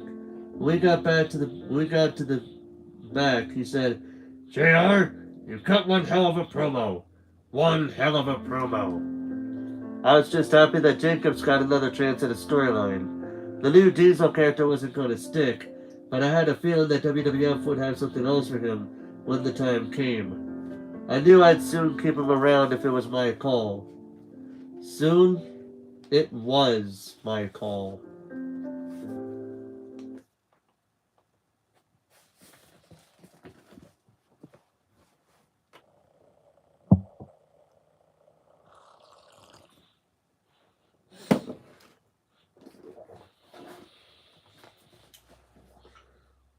Shit, I got that page wet. That's not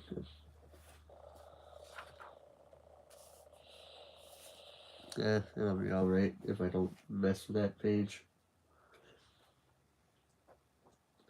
Chapter 53, The JJ Role, 1996. Bruce didn't last any length in the VP of Talent Relations role. I don't think he really wanted it, and Vince could see Bruce was more valuable on the creative side of things. So the chairman offered me the job. I knew from shadowing JJ what the role entailed. I saw all the great things JJ brought to the position, and I had ideas of my own in terms of how to make talent relations more expansive. Specifically, I wanted to hire younger, hungrier talent. Talent that had something to prove. Talent that were passed over in other companies or had yet to be discovered. I wanted to feed the needs of the machine and build a foundation for the future. And Vince agreed completely. JR, I want you to be Senior Vice President of Talent Relations, Vince said. Can I sign my own talents? I asked. Or do you want me to run it by you first? I trust your judgment completely, Vince replied. You run with it. All of a sudden, my apathy for the job turned to keen interest. I knew I could do something with the right team and some freedom to make my own choices. But before I looked outside, I needed to smooth over some things in-house first. I made it a policy to treat people as they treated me and gauge them by how they conducted themselves in WWF. If a wrestler got a reputation for being a pain in the ass, I wasn't going to let that reputation influence me. I always told guys they were starting here with a clean slate. That was one of the first lessons I ever got. My first year in the business. Don Jardine, better known as the Spoiler, was a 6'4" masked man who was one of the top villains in wrestling. People warned me I was not going to like Jardine.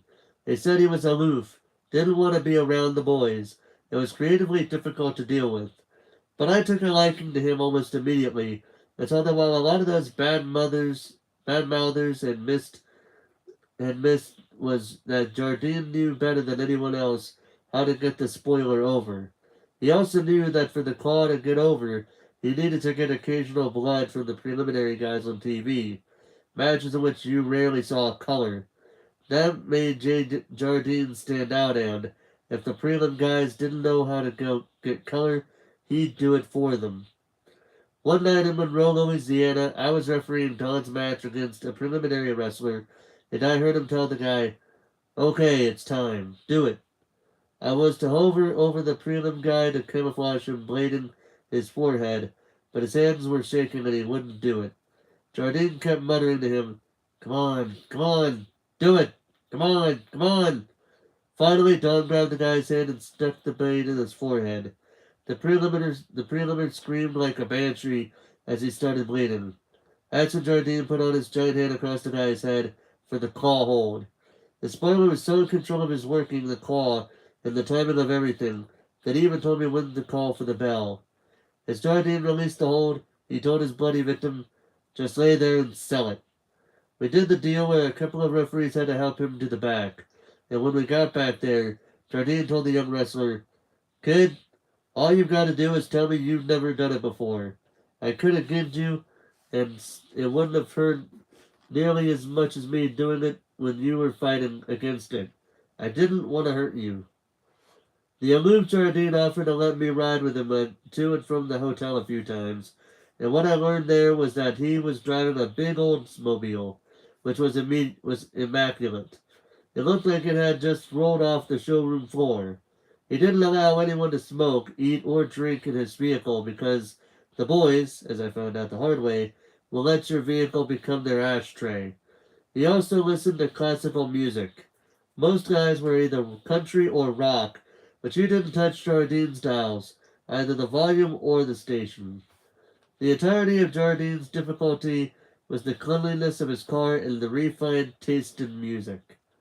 From then on, I would decide on my own who was a prick, and who was not, and that served me well in talent relations. At home, ended up becoming a den mother of sorts to a lot of the boys. Sometimes, when a wrestler had to be at the office early, we'd invite him to stay over at our house rather than have to spend another night in a hotel. Jan really went above and beyond the call of duty, making the guys home-cooked dinners and accepting them into our home. I try to approach talent relations the way a coach would approach his players, and if you talk to any successful player who had a great relationship with his coach, you'd find that the player also had a good relationship with the coach's family. A lot of the guys even opened up to Jan about problems they were having, things they might not have been comfortable talking to me about. Eventually, she got to know the wrestlers' wives, and they could talk about how things were going, but in the course of normal conversation. We'd get calls at all hours, day or night, from wrestlers or family members with problems that could use a helping hand, questions that needed answers. And if I was on the road, those callers were perfectly comfortable talking to Jan. When I wasn't on the road, I was in the office Monday through Friday with Vince, and those could turn into 14-hour days. Then every Saturday, we'd be at the McMahon home, where he'd tackle every issue or chore he hadn't been able to get to at the office. Looking over TV, the next couple of pay-per-view cards, long-term planning. When the weather was nice, those sessions were always outdoors in a gazebo by the backyard pool. In Connecticut, the windows for nice weather is limited, so we got out there when we could. Those Saturdays were a ritual that Bruce Pritchard and Pat Patterson had been part of for years before I came aboard. Bruce and Pat wrote the television, and once their part was done, I'd go through talent issues with Vince, payroll, house show bookings, any talent problems I'd had during the week that I needed his counsel on, etc. Excuse me.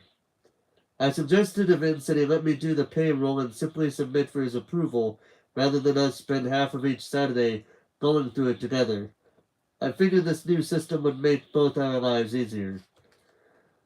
Since you've got the final say on anyway, this would let you look at the completed payroll at your leisure and make whatever changes you like, I said. We started doing it that way, and it shortened our Saturday work sessions considerably, to the point that one day Linda McMahon walked into my office and asked me to stop out from behind my desk. She gave me a hug and said, "I just wanted to thank you for giving me my husband back on the weekends." Linda had even advised me of my relationship with Jan when we had been dating for a while. I had strong feelings for her, and Linda encouraged me to think seriously about where we were headed. It's really just a once in a lifetime, if you're lucky, that you find someone who stirs that strong a feeling and is someone you can relate to, Linda told me. It's something to think about because that's not an opportunity everyone gets. I just saw the change in the payroll as part of what might have been my most important job, protecting Vince. He had so much on his mind that I used to take notes on everything he said while we worked together, so I could remind him later of what he wanted to do about a particular situation. We didn't want to lose a good idea, and we didn't want Vince to be made out to be a liar if he had told something to one of the guys, then forgot all the details of it later. So sometimes I had to protect Vince from Vince.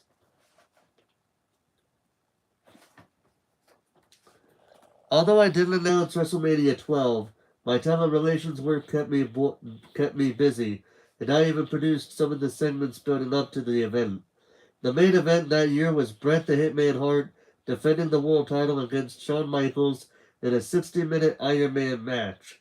Whereas most matches ended up after a pinfall or submission, this one would go for a solid hour, after which the man who scored the most pinfalls or submissions would win the match and the championship. The match was Pat Patterson's invention, where it had first been used a few years prior, during some tag team matches between, and ironically enough, the Hart Foundation and the Rockers. Pat came out of semi-retirement in Florida just to see the match. It wasn't just a way to honor Pat, though. Having the man who invented the match there, and with Pat being one of the best in the world at laying out a match, was a smart move by Vince. He knew Pat understood the match concept, as well as both Bret and Shawn.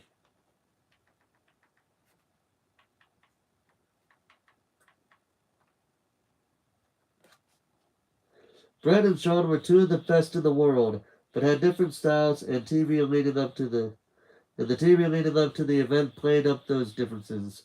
Shawn was flashier and did a good amount of high flying, while Bret did more scientific mat wrestling.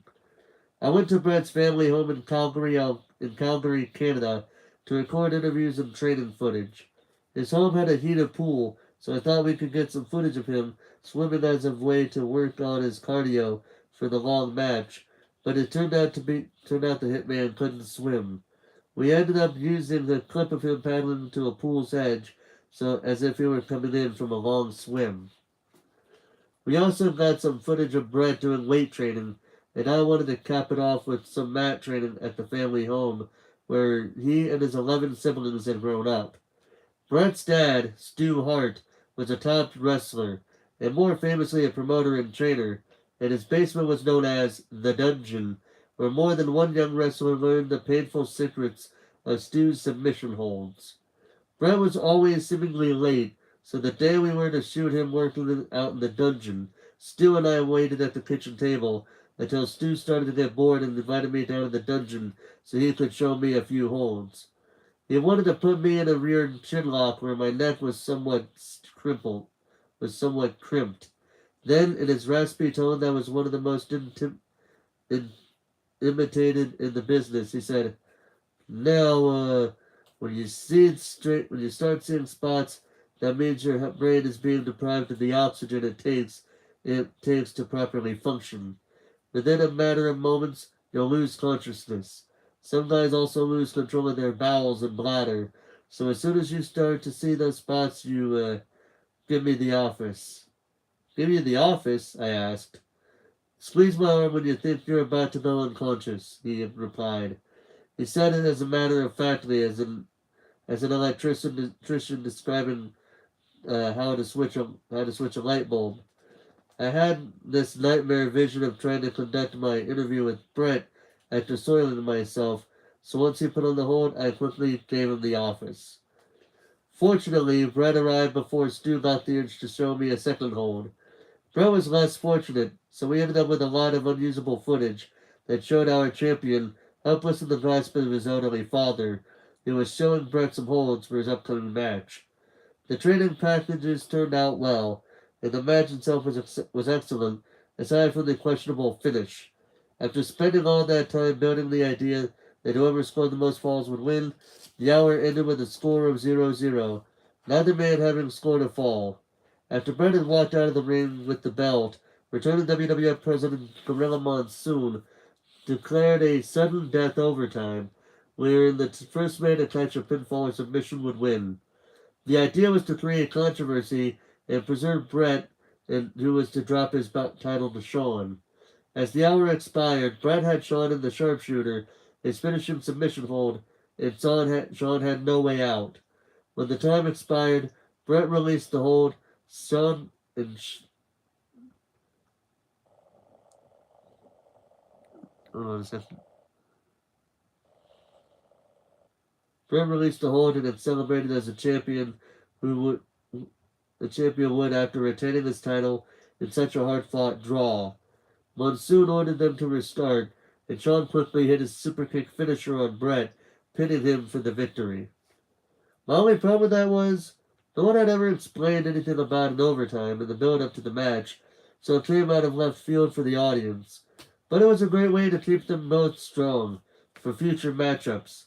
No matter what anyone says about the Montreal Screwjob or anything else about the friction between them, Brett and Shawn always had good chemistry in the ring, and they made magic on many nights. Elsewhere in the card, Vince also decided he wanted to beef up his star power by once more doing business with the Ultimate Warrior. Warrior had left WWF under less than cordial terms twice, despite being a huge star. Vince even tried him as champion, giving Warrior a win over Hulk Hogan at WrestleMania 6, but it just didn't work out. At first met Jim Hellwig, when he was a rookie and one half of the Blade Runners, a Road Warriors knockoff tag team in Mid-South. I'd gotten a lot closer to his partner, Steve Sting Borden, in WCW, but Hellwig didn't last long under Bill Watts' no-nonsense leadership. Some of the guys who had been around for the drama and machinations of his previous runs, like Bruce Pritchard or Pat Patterson, had an attitude best described as, "Oh no, here we go again." It didn't have much optimism that he had become less volatile in the 4 years since he'd last been seen in WWF, but Vince's attitude was to give him the benefit of the doubt and hope he had changed. I also wanted to make up my own mind about him.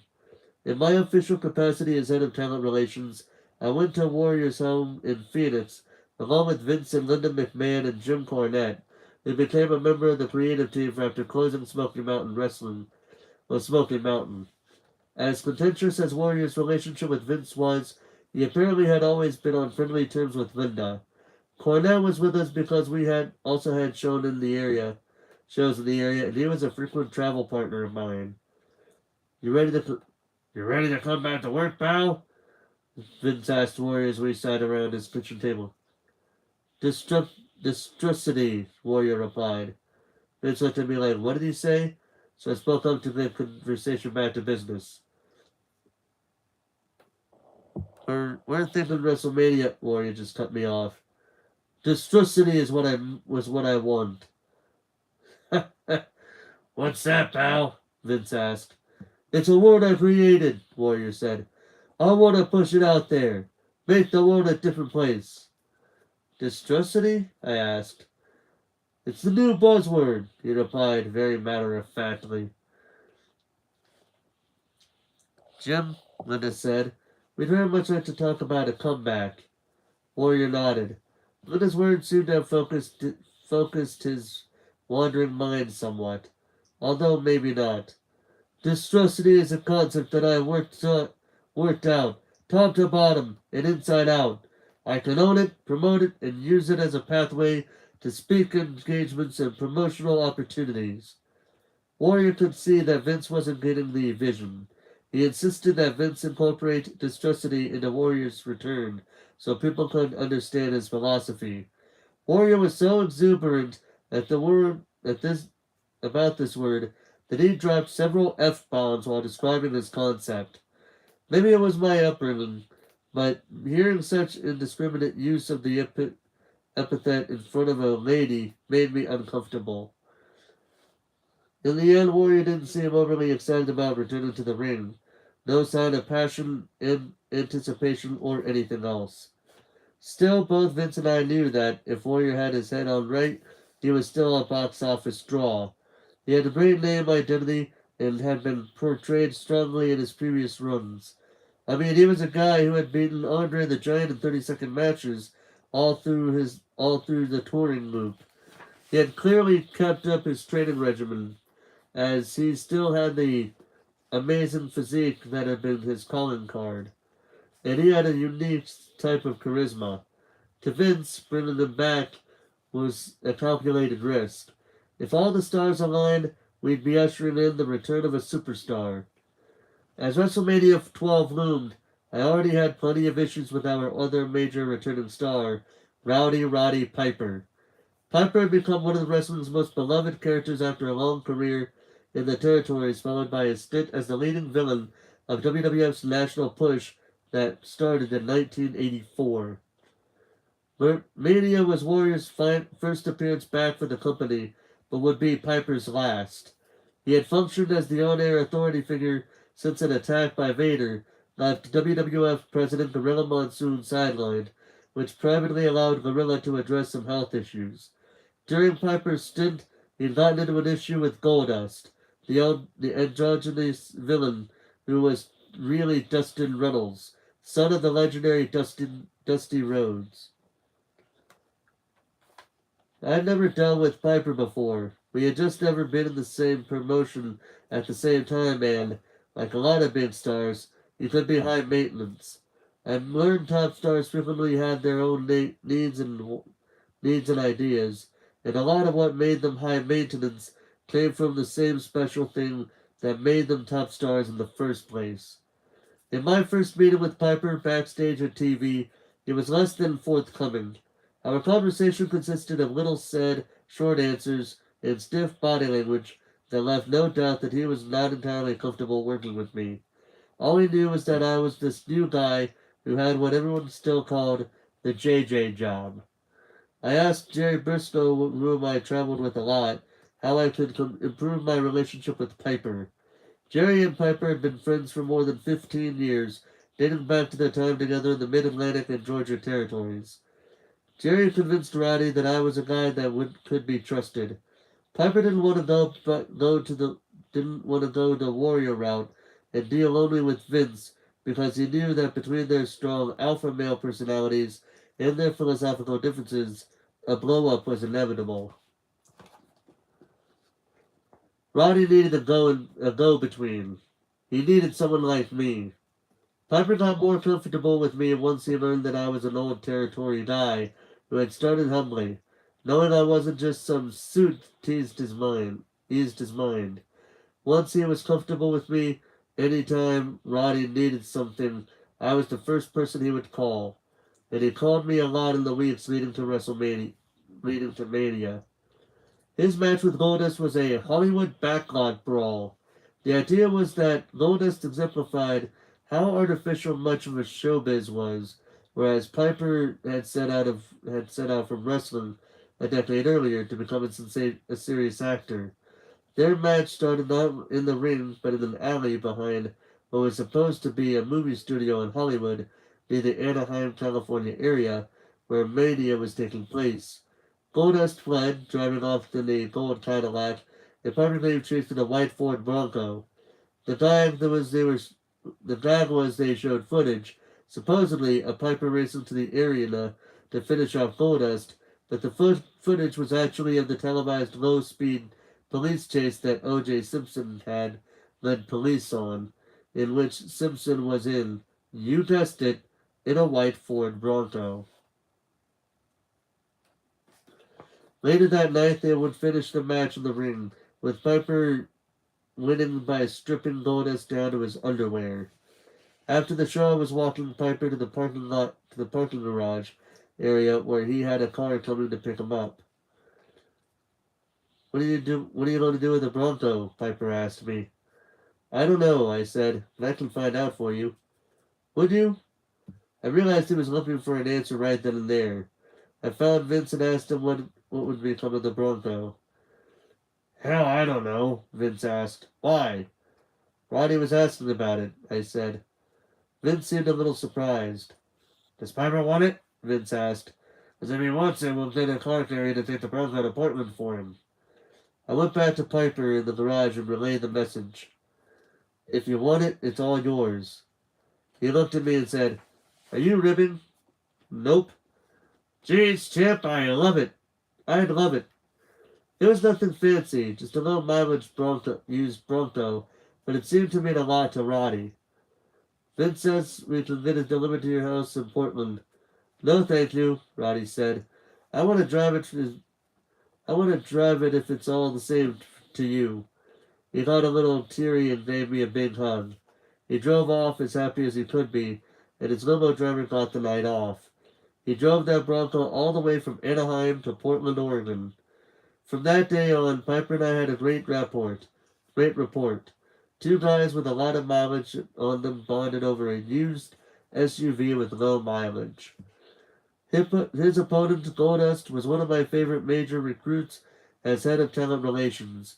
The basic idea of the character came from Vince, Pat Patterson, Embers Pritchard. The idea was there was no way to conceal that Dustin was Dusty's son. Dusty was working behind the scenes in WCW, but was still known for his years as a main eventer with blue-collar appeal. Since everyone would know who Dustin was, the decision was to acknowledge it in the gimmick, because hence the name Goldust, while making the character as far from the American dream as they could get. The character was the issue, because we knew that his in-ring work would never be an issue. Dustin would go. The issue was, how could we make the most of the son of the dream without being the son of the dream? When Dusty was a rugged everyman who wore cowboy boots in the ring, Goldust was eerily androgynous, clad in a gold bodysuit, with gold makeup on his face and a long black blonde wig on his head.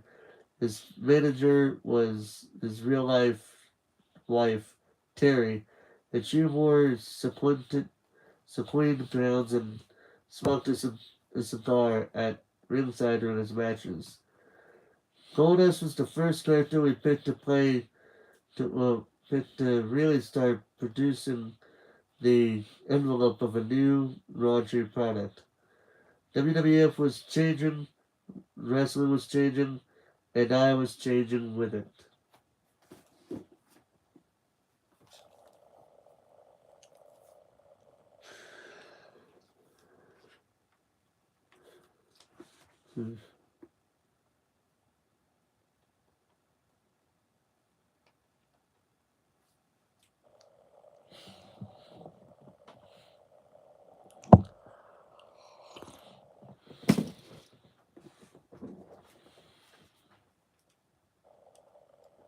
Already almost 2 o'clock.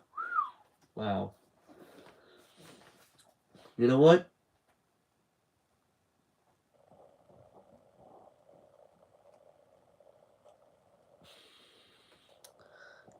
You know what? I think I'll go ahead and just I think that's actually a pretty good stopping point. I'll go ahead and stop there for tonight, and then tomorrow night we finish off the rest of the story. So we're going to stop there at chapter 54, Talent, 1996. That will be the reading point that I'll be doing for this. And to ensure I do not miss the page, I am going to go ahead and put the hardcover cover back on.